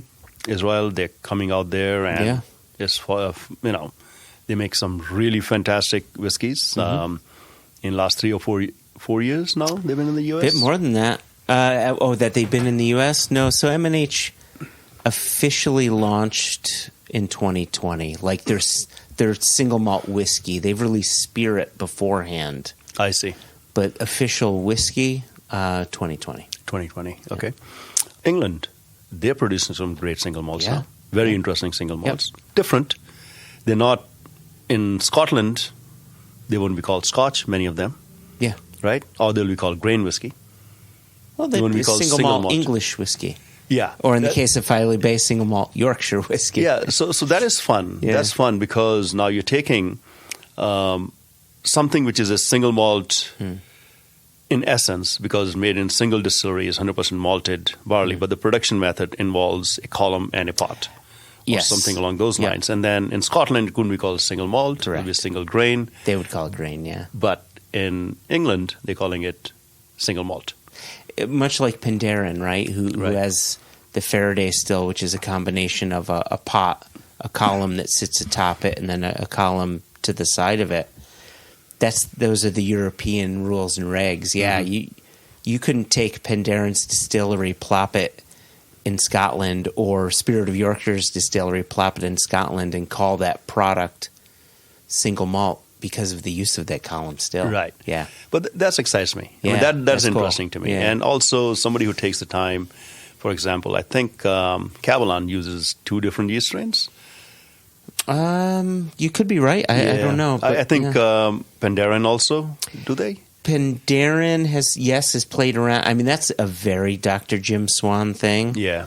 To play around with different yeast types. I think even Spirit of Yorkshire have played around with or use a champagne yeast for a certain dryness to it, which is back to what you were saying before, 2008, 2009, people were saying yeast strain doesn't matter. Right. Barley variety doesn't matter. And now what are we talking about? Different yeast strains, multiple yeast strains, different malts that Athyr is using here in Lebanon. Isn't that a smooth whiskey, though? Bikram. Why are you turning red? Bikram. Okay. I love it. All these distilleries doing new things, new spirits, taking on popularity. People like yourself being a champion of that, of even Baiju, Bikram. Yeah, well, you will get there. I'm pretty sure. Bikram, thank you so much for joining today. I enjoyed the conversation. I loved hearing your story and being able to share it, because it's not the first time I've heard it, but I think your story is a great one. On a personal level, what you're doing speaks to everything I give a shit about, and what you do means a lot to me. So I want to thank you. And for those that are in and around Massachusetts, please come by to check out Bikram's shop, Norfolk Wine and Spirits. And as Bikram said, there's other great shops too. Check things out. But if you are a lover of independent bottlings, this really is like it took me 45 years to get to Israel. I got to Norfolk Wine and Spirits before I got to Israel. This shows you, as a Jew, this shows you how important this is.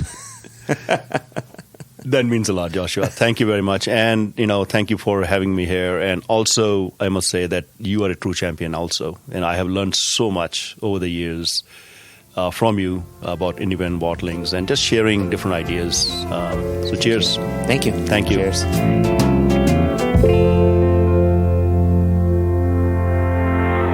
Thank you so much, Joshua Hatton, for finally getting Bikram to sit down and talk with us. I know how often you see him. I know how often you say, I'm driving through to Massachusetts. Yep. And I know how often you say, I didn't get as much time with Bikram as I wanted or I would have liked. We were doing a tasting group and it was amazing. And his tasting group is fantastic. Yep. And then we were on to the next thing. So... I feel a little bit like when I get to sit down with Bill Thomas, and I feel incredibly privileged to have as much of his time. Listening to you spending that time with Bikram, it's like, wow, that's kind of a big deal. How many other people, short of maybe his wife, does Bikram actually sit down and talk to uninterrupted for an hour? He's busy for all that he does, but he's no stranger to working the register when he needs to too. It's like, oh, for sure, it's his shop, and he's got a small team that that they're great, but he's a busy dude. And I told him, once we press record, or maybe it was before, I don't know, but anyway, I said, this is a conversation that Jason and I have been wanting to have with you for some time.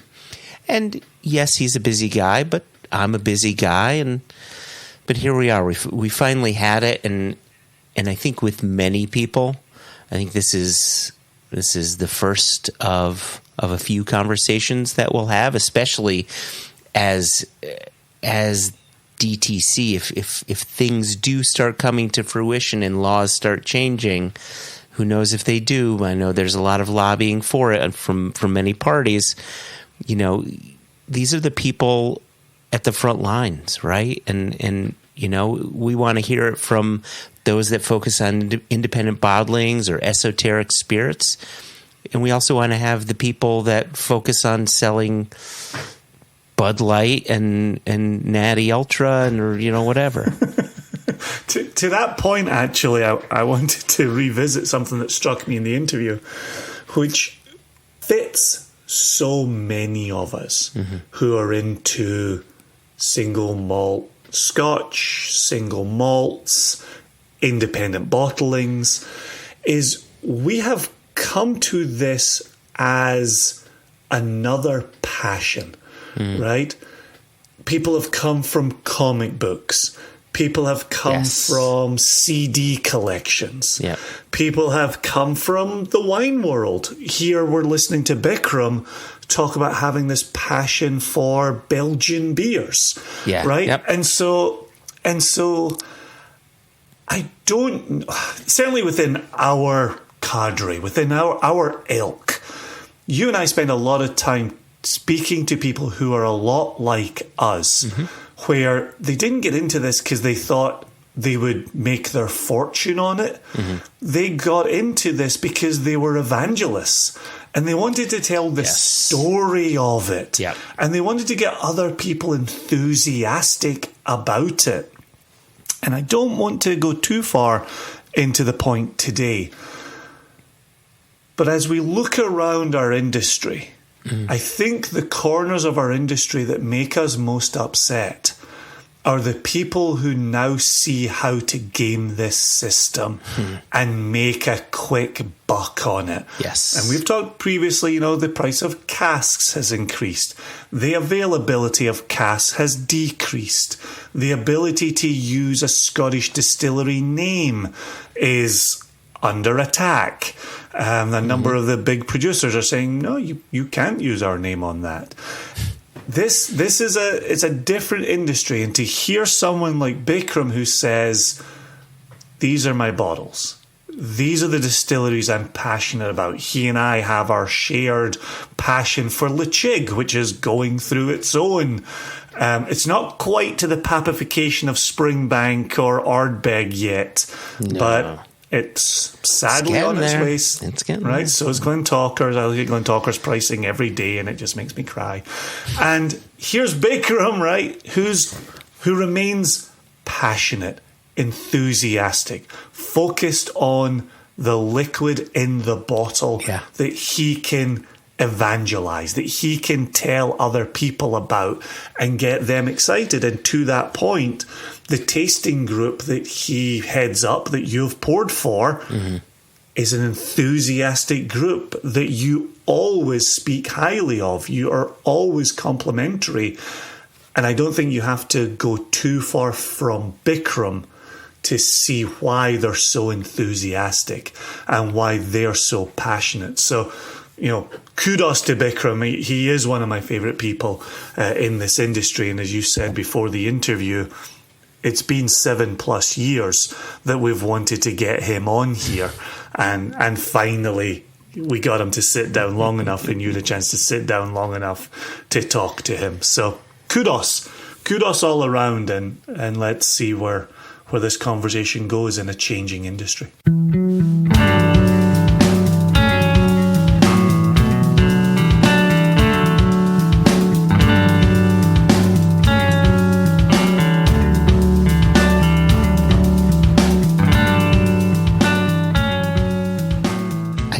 Said it better myself. Thank you, sir. That's why I'm here. Speaking of... All right.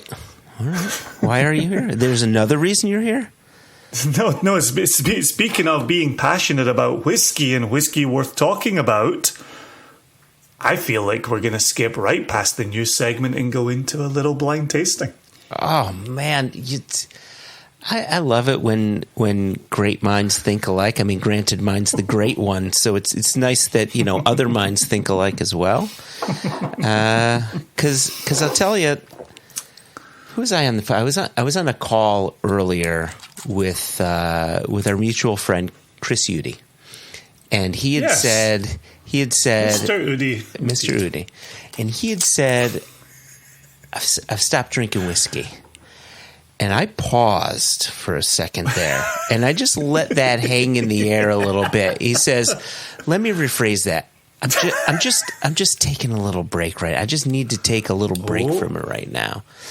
And and as you know, I mentioned this before you went off on your trip. Haida and I have been on this sort of food cleanse thing, and part of it is just limiting the amount of alcohol that I'm imbibing. And And I've just been limiting my whiskey to samples here and there, or if a party's happening, I'm not going to I want to treat myself. But anyway, I just don't touch a lot of it. And I've been really waiting to get into these two Macbeth bottlings. So yes. We are pouring samples 3 and 4. That's a production note for Joshua to make sure he and I are on the same page. Sample 34, is that it? If you have poured these together, we are going to have an uphill time. I've made sample 7. I poured these together and made sample 7. Yes, I have poured samples 3 and 4 in 2 separate glasses. Good. So a couple of episodes ago, you and I poured samples 1 and 2. Mm-hmm. We have 8 blind samples sent to us by Elixir Distillers. Yep. They have collaborated with Livingston and Dave Broom and Sir Quentin Blake. We discussed Sir Quentin Blake a couple of episodes ago. Mm-hmm. And they have put out a series of bottlings attempting to capture the characteristics, the personalities, the wherewithal of those characters who appear within the famous Scottish play Macbeth, authored by, I call him Bill, you might call him William, but authored by Bill Shakespeare. Billy. Yeah. Right, and what a chap he is. So a couple of episodes ago, you and I spent some time with the first couple of samples. We talked through the process a lot there. We talked about this bottling as well. And we identified correctly the first 2 characters as they were in our blind samples. That was amazing. So I'm not saying amazing for us, but yes, in a way, but I think Dave Broom did such a good job with his descriptions that helped us get there, right? Right. Yeah, we absolutely went in depth through the descriptors and really by a process of elimination identified Seyton, Seyton, who is an Ardmore 12-year-old. Mm-hmm. And I thought it was certainly the easiest of those 2, and I will stand by it maybe as the easiest of the first, of all 8 being offered here. There are 9, and I talk about 8. 9 is King Duncan, and he is £10,000 a bottle, and we do not have a sample of him. So he's a 56-year-old Glen Grant. So I will talk about 8 samples, even though there are 9 offerings in this first go around. The first which was an Ardbeg 19-year-old that was unfucking believable. Absolutely remarkable liquid. Yep. And it's a small batch of Ardbeg. It is £550 a bottle. There is no getting away from it. It is expensive. If we were just simply going to taste it in a vacuum and say, is it good? Yes, it's exceptional. Yep. Did it fit the character of First Witch? We thought absolutely. Mm-hmm. Really, really wonderful. So we are going to jump into samples 3 and 4 and see if we can continue this streak, which, I don't know, Joshua. I don't know at all. You gotta have a better. You have to have a positive mental outlook. So whiskey number 1 seems kind of malt forward. Oh, and so when you say 1, you mean 3? Yeah. I'm sorry. So for you, for the listeners, we are tasting samples 3 and 4. I'll try to stick with that nomenclature, but just know that 3 may equal 1 and 2 may equal 4, or 4 may equal 2. You know what I mean? Fucking hell. I haven't even had a sip yet, Jason, and I'm just tossing numbers about. Might be easier just to say 3 and 4. Yeah, maybe I'll do that. Yeah, so with whiskey number 3 here, it's very malt forward, and there's a waxy citrusy, a waxy quality and citrusy tone to the nose. It's the alcohol is present. There's no doubt about it. It's not hiding, but it's also not like stabbing me. Like it's saying, you, sir, are smelling a cask strength whiskey, which I like. I want to revisit the fact that I think we're in big trouble because I think this is absolutely delightful on the nose and has a very pleasing brightness. But as I read over the character descriptions, those opening sentences that we use to such great effect the first time out, I think we're going to be spinning our wheels a few times here. So let me give you some opening sentences so you can start thinking characters and some whiskies here. Can I add just one last thought? As I nose this, there's an element to it that makes me think of an older whiskey in the same way when we've had, and this is me throwing a little foie around, when we've had our 50s Glenfarclas or some of our, really old, well-aged Glen Grants here and there, there's an oakiness that verges on eucalyptus or mint that has this elegant, soft, silky quality to it. And I get a sense of that this could potentially have a bit of age to it. Potentially. So without giving away too much of the game, because you have been a very good boy and you have not done additional research. No. At my request, just to be clear on that one,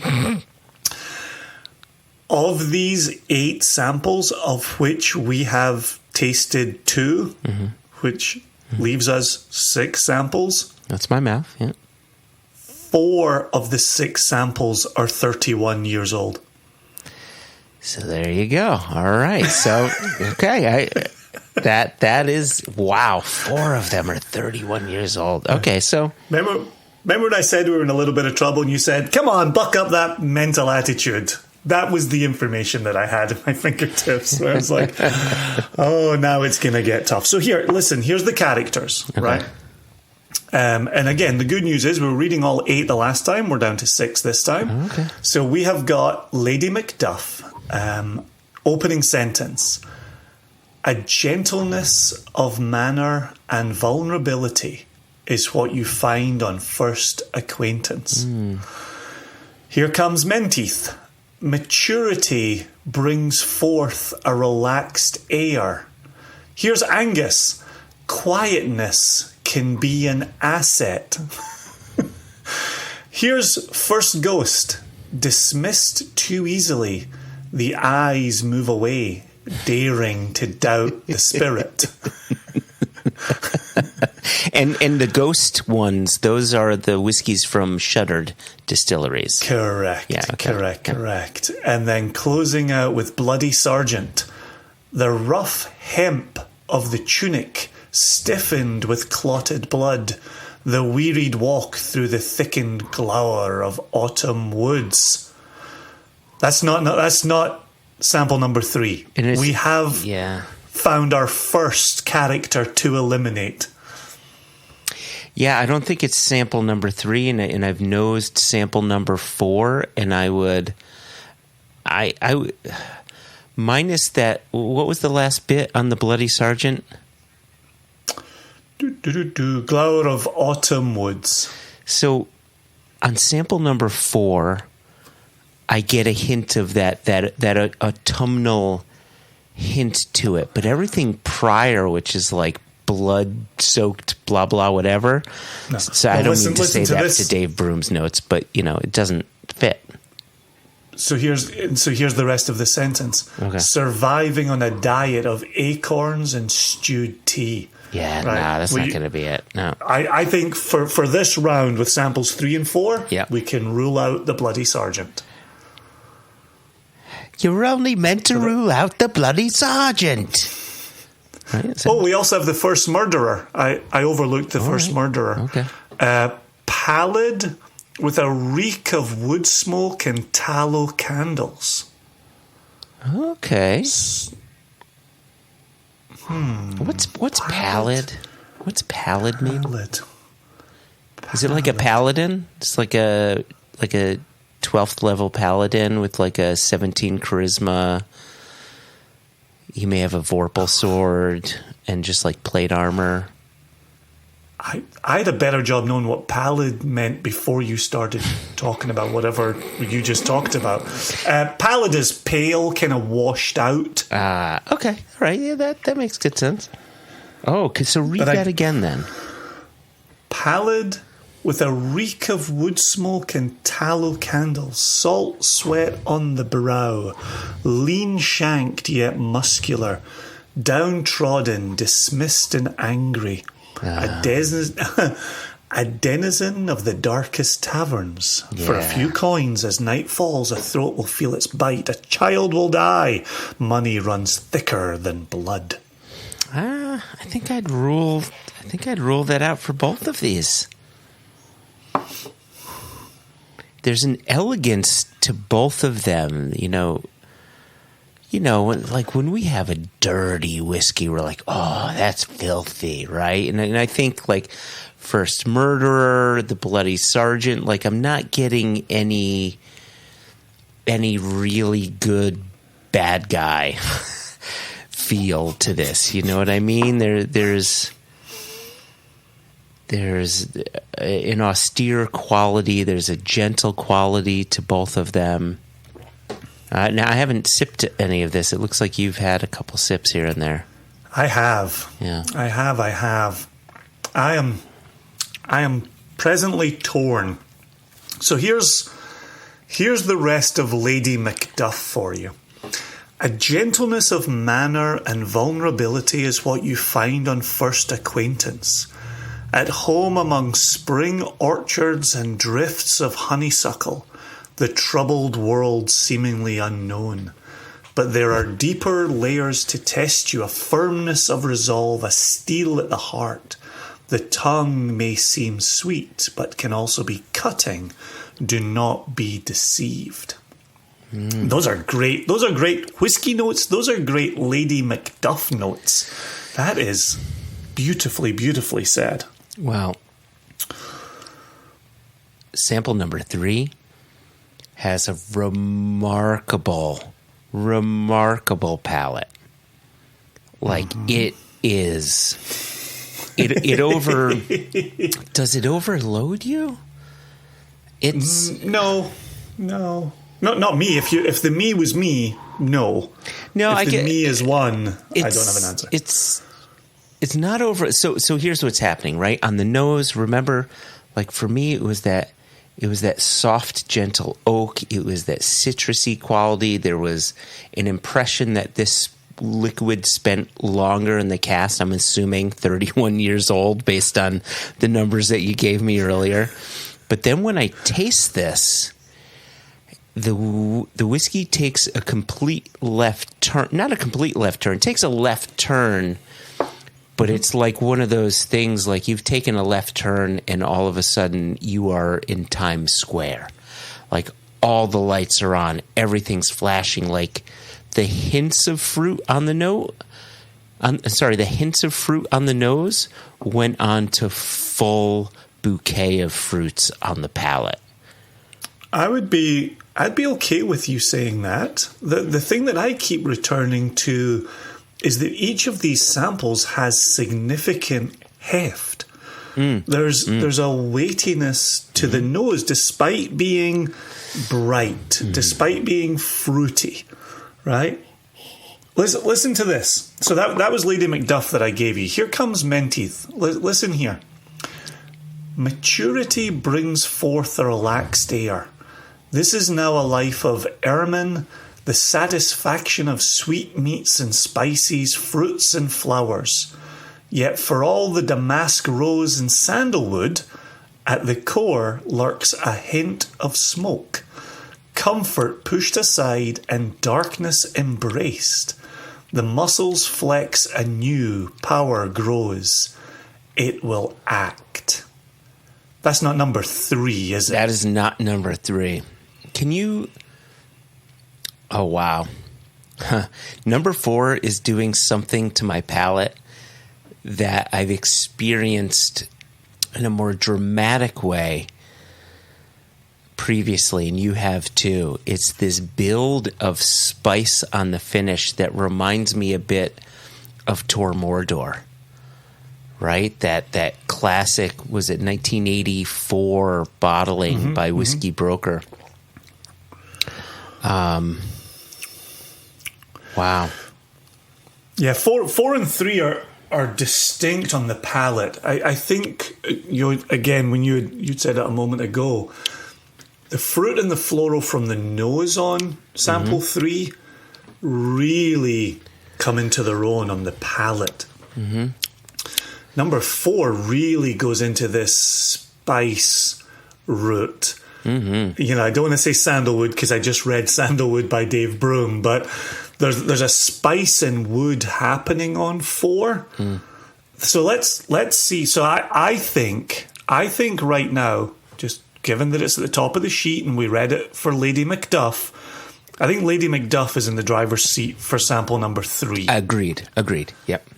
But we still need to visit Angus, and we maybe have to visit First Ghost. So Angus, the notes say, quietness can be an asset. Those who stand in the shadows are the silent witnesses, messengers ready to do their bidding. Much has been seen, and any sweetness which has been gathered in will be balanced by the darker acts of war plotted under paraffin light. There is spice in the tales told. Oh, gosh, see? How's he spelling tales? Tales as in a story. Yeah. T-A-L-E-S. So that's interesting. So, but I think Dave, maybe being smart in where he's placing the word tales to make you think of the tail end of that whiskey drinking experience, which is sort of what I'm getting with 4. Like the whole thing builds to a wonderful crescendo from nose to palate to finish to the tail, and on number 4. So I'm thinking man teeth, but this is in the running. So just to confuse ourselves further, here comes First Ghost. Okay. Dismissed too easily, the eyes move away, daring to doubt the spirit. Gold glitters on the helm, the voice soft but persistent, the execution firm. Resist disbelief for sweet reward, or regret will haunt you.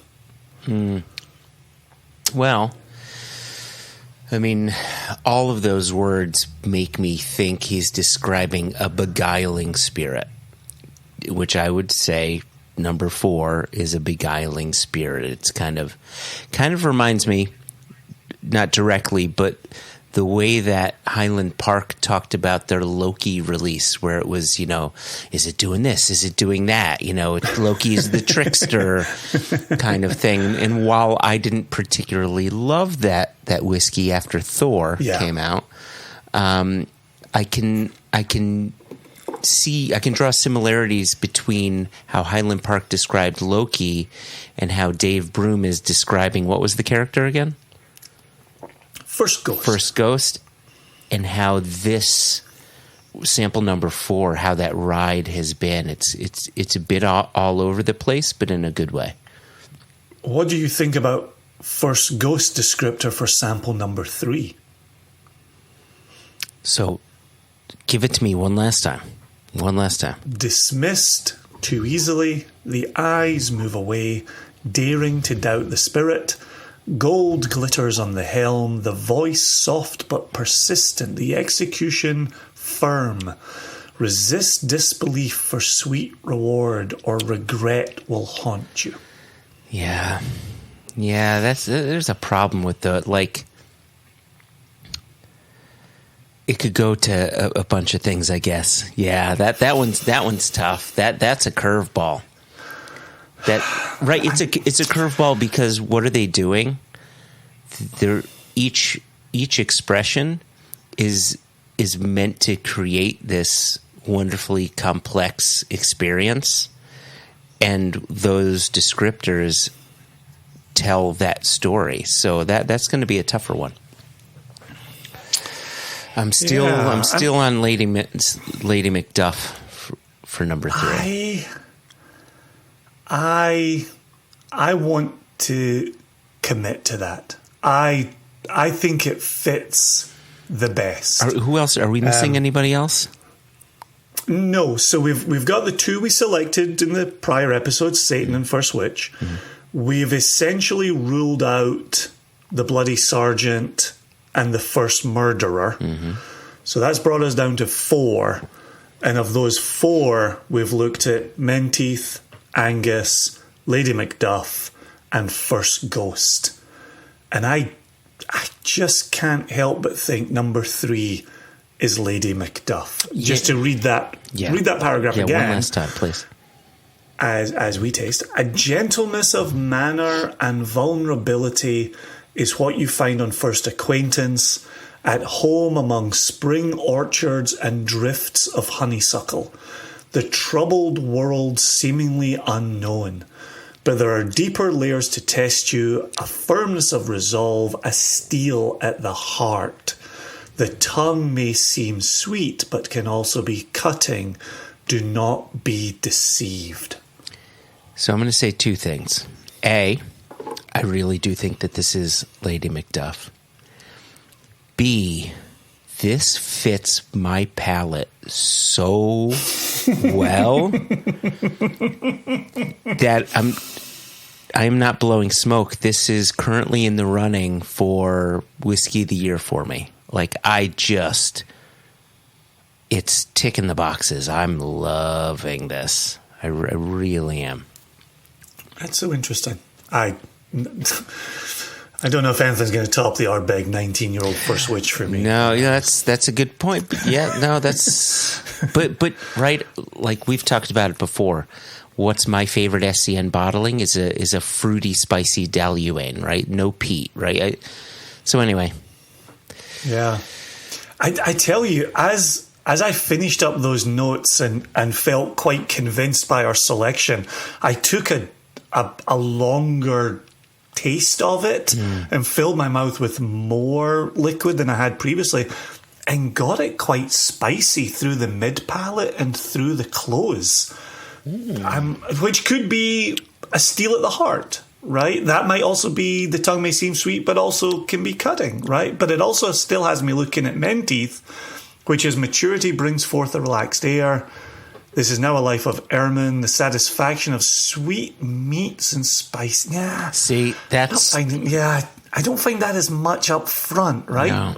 There's no sweet meats. There's no sweet meats in 3. And 4 has that heft. I want to say that there's a bit of sherry cask maturation in here. For sure, yeah. Right? Yeah, it's a little bit darker in colour. A little deeper colour to it. And there's a meatiness to it. Well, and Menteith continues, yet for all the damask rose and sandalwood, at the core lurks a hint of smoke. And number 3 has no smoke anywhere near it. None at all. Anywhere near. All right, so let's commit to Lady Macduff for number 3. Now let's see what that leaves us for sample number 4. Okay. Which would give us Menteith, First Ghost, or Angus. So we've read Menteith a few times now. Can you just remind us what First Ghost is? And then First Ghost is the one that I keep reading like poetry here. Dismissed too easily, the eyes move away, daring to doubt the spirit. Blah, blah, blah. Yeah. Not number 4. No, not number 4. No. So that gives us Menteith and Angus. So Angus, quietness can be an asset, which the nose isn't quiet at all. So nothing about those this who is stand quiet. Right, those who stand in the shadows are the silent witnesses, messengers ready to do their bidding. Much has been seen, and any sweetness which has been gathered in will be balanced by the darker acts of war plotted under paraffin light. there is spice in the tales told. Can 4 be anyone other than Menteith? I don't think 4 can be anyone other than Menteith. Wait, why did we say no to the Bloody Sergeant again? Because it was... Let me go back down here. Bloody Sergeant. The rough hemp of the tunic stiffened with clotted blood. The wearied walk through the thickened glower of autumn woods, surviving on a diet of acorns and stewed tea. A solid and trustworthy messenger, a worker, a warrior. Not for him the palace. His is a life willingly given to service. Nah, that's not it. That's not it at all. I don't think so. Let's double check. Let's make sure we're not... Maturity brings forth a relaxed air. This is now a life of ermine, the satisfaction of sweetmeats and spices, fruits and flowers. Yet for all the damask rose and sandalwood, at the core lurks a hint of smoke. Comfort pushed aside and darkness embraced. The muscles flex anew. Power grows, it will act. This sample number 4 has a floral component that comes out on the finish, which really... And after that experience, Yeah. if you go to the nose, you can find it in a corner of the nose as well. Yeah, I think we're looking at Lady Macduff and Menteith for 3 and respectively 4. All right. Oh, Jason, this is it. Do you... Oh, I'm so excited and nervous at the same time. I think that's a good way to be. Number 3. Oh, I don't like the look on your face. The look on your face tells me we failed. Number 3 is Lady Macduff. Hey! All right. Any guesses on a distillery? You know it is 31 years old, but Yep. any guesses on a distillery at that age? The fruity component seems like a Moorish version, not a Moorish, but a Moorish version of a Glentockers to me. Ah, you're right. Yeah, right in the wheelhouse. Right? Not right, but absolutely right in the wheelhouse. When I tell you what it is, you'll go, I was right in the wheelhouse. It's a 31-year-old Linkwood. Right in the wheelhouse. There you go. Man, oh man, the Chevets. That's a great whiskey. Yeah, it's 48.2% alcohol. It is one of 650 bottles. Okay. And it is 750 pounds a bottle. Gosh. Wow. No, I'll tell you, I think that pricing nowadays, that is a fair price. Right. Here's a bit more information from the website. Casting this role in Livingston's Macbeth series required whiskey maker elixir distillers to find a single malt of rare elegance and beauty. This vatting of 4 ex-bourbon barrels from Linkwood Distillery proves the perfect embodiment of the ill-fated Lady Macduff. The nose shows all the flowers, citrus and white fruit characteristic of Linkwood, while the palate harbours hidden depths suggestive of its inspiration, strength and resolve. An exceptionally fine Speyside malt. Remarkable. Yep, just really... It's a little cracker. Really wonderful whiskey. So we're looking at, it's 31 years old, so that's 1992, or is it 91?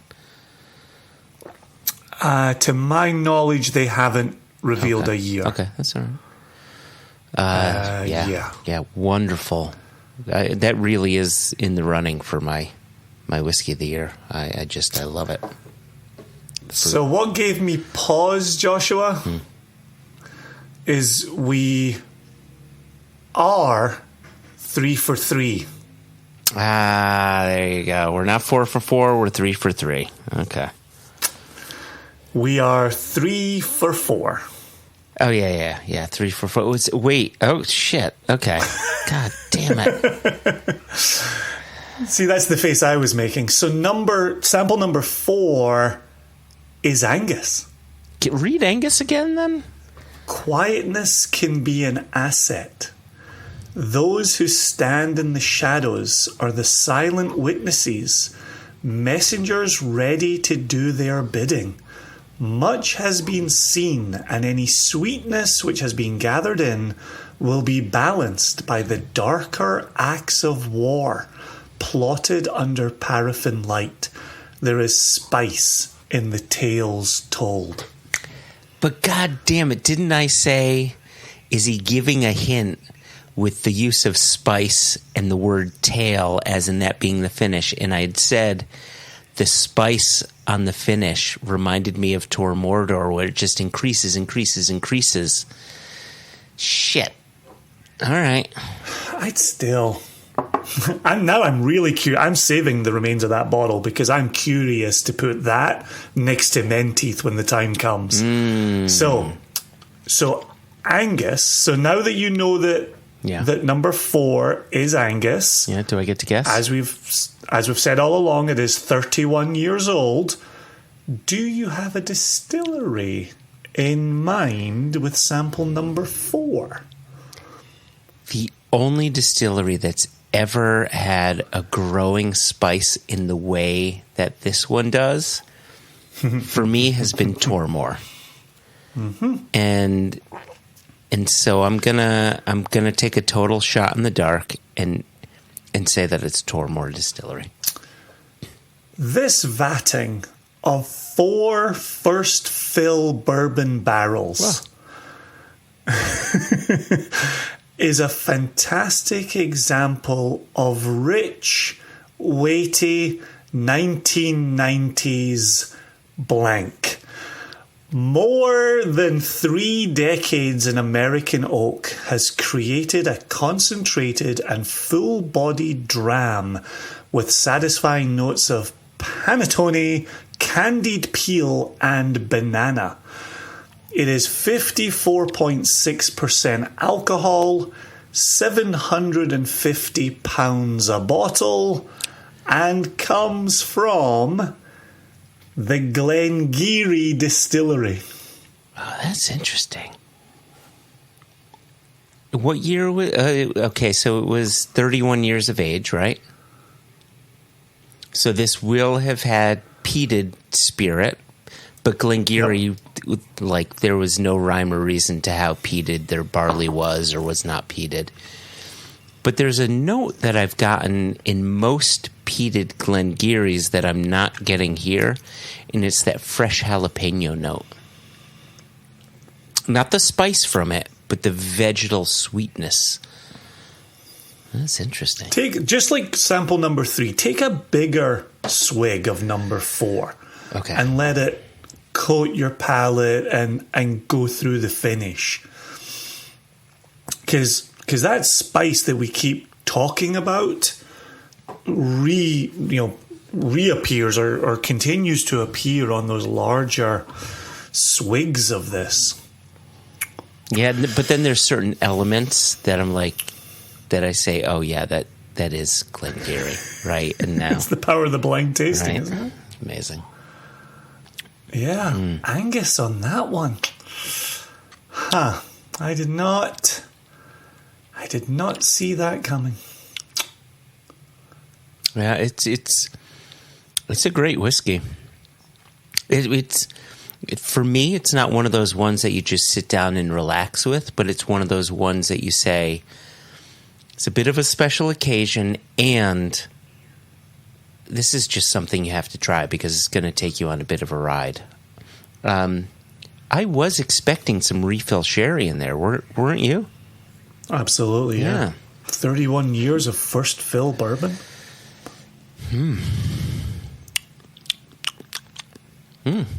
Man, this is fun. So which do you prefer, 31-year-old Linkwood Lady Macduff or 31-year-old Glengarry Angus? I'm going to say it for a third time now, Jason. Sample number 3, the 31-year-old Linkwood, is currently leading the way in my 2023 Whiskey of the Year. And you're putting it over First Witch, 19-year-old Ardbeg. Well, I'd need to revisit it, but Elixir has our address for sending full bottles, right? I sure hope so, man. Yeah, no, listen. So here is what I'll tell you. Here is what I will say. That Ardbeg was remarkable. I hate point systems. You know I hate point systems. But if I were to throw a 98 at it, it would be deserving of that 98. There's no doubt about it. When I think about the whiskeys that I reach for the most, it's those whiskeys that are spirit-driven and fruity. Mm-hmm. And I would argue that this Linkwood ticks both the boxes of being spirit-driven and incredibly fruity. And, here's the other thing I'll say, third thing that I'll say. That Ardbeg may have been the best Ardbeg I've had since Roller Coaster. Oh, for sure. Yeah, right? For sure. So, and that's a 2008 bottle. Not to say bad things about Ardbeg, but for my palate, 14 years ago, 15 years ago, I had Roller Coaster, and now I had this. So, there you go. All right. Here endeth the blind tasting, with us being one of two today. 2 of 2. First time, 1 of 2 this time. Tune in next time to see if we can get back on stride or if this is the beginning of the end. I will say this, Joshua. Yeah. I came in a little nervous Nelly, a little bit not so sure here. I love that Lady Macduff was a home run. Like, that was a place where we didn't think there was room for doubt. Yeah, there was. We felt very comfortable. Yep. Right. I'm a little disappointed that our confidence in Menteith turned into bloody Angus. But what I would say there, Jason, is I think that's a peek behind the Dave Broom curtain. I really believe that the word tales, as in a tale to be told, yet using that word toward the end of the descriptor, was a hint at the finish being spicy, because it said tales of spice and so on and so forth. So I think we need to pay a bit more attention to some of the hints that Dave is dropping. He normally drops mics, but in this case he's dropping hints.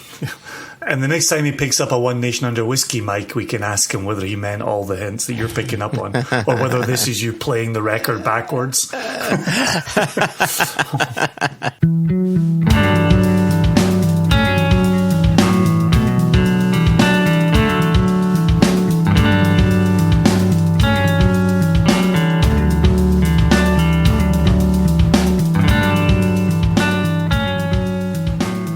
Which I have a new record player, by the way. So, hey! Did I tell you that? You were gone for Father's Day, weren't you?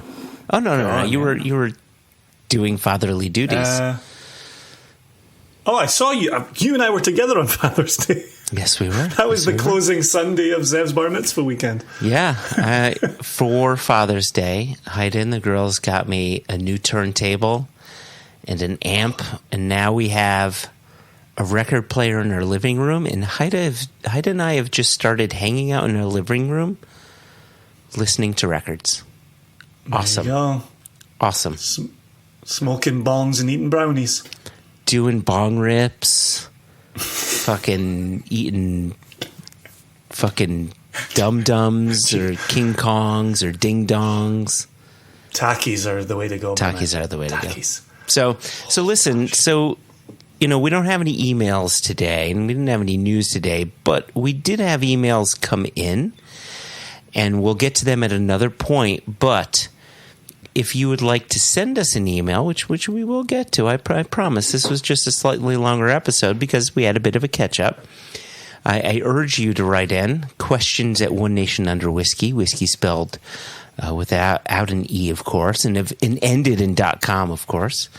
Or you can reach us at info@singlecasknation.com. And we'd love to hear from you. The other thing that I'd like to say is, as we were closing this out, I was checking Apple Podcasts app to see if we'd got any more stars or got any more reviews, like written reviews. And while we have another star, we don't have another written review. So go ahead, give us some stars. 5 is preferable. Leave a review, and we will announce it. We will read it here on Wax. On Wax. Yeah, I appreciate that additional star coming in.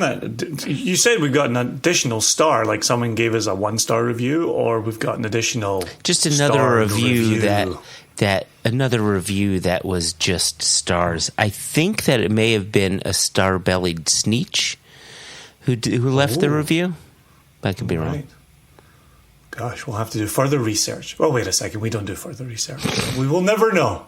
We will never, ever know. Ever. But this has been a blast, man. I missed the last episode. Like I say, I'm glad I was the interview in it, at least. And it's good to be back today, tasting. 2 more samples in the books. Maybe let's endeavour to get Jess into the next round of sample tasting here and lay her Macbeth knowledge on the line as well. That's a good point. And to be honest, we've been wanting to get Jess and Swedescott on for the podcast for a very special conversation. So maybe you'll hear the 4 of us. Before too long. Oh yeah! Oh, I love that idea. Yeah. Production meeting live at the end of today's episode. All right, Jason. Yes, Joshua. I raise my glass to you. I raise my glass to the listeners. To Bikram Singh for being the wonderful human that he is, the wonderful guest that he is, and our friends at Elixir Distillers for sending us these samples. I mean, you nailed it. These are 750-pound bottles. They really don't have to send samples out to anyone, but they did to us, and we were welcome to talk shit about them if we wanted to. But here we are, 4 in, 4 great whiskeys, so can't go wrong. Yeah, hard to argue when you've got a 12-year-old Ardmore, a 19-year-old Ardbeg, a 31-year-old Linkwood, and a 31-year-old Glengarry. I, sir, am a happy padcaster this day. Ditto. Cheers, Jason. Cheers, all. Welcome back to America. Cheers, Joshua. Thank you. I never left.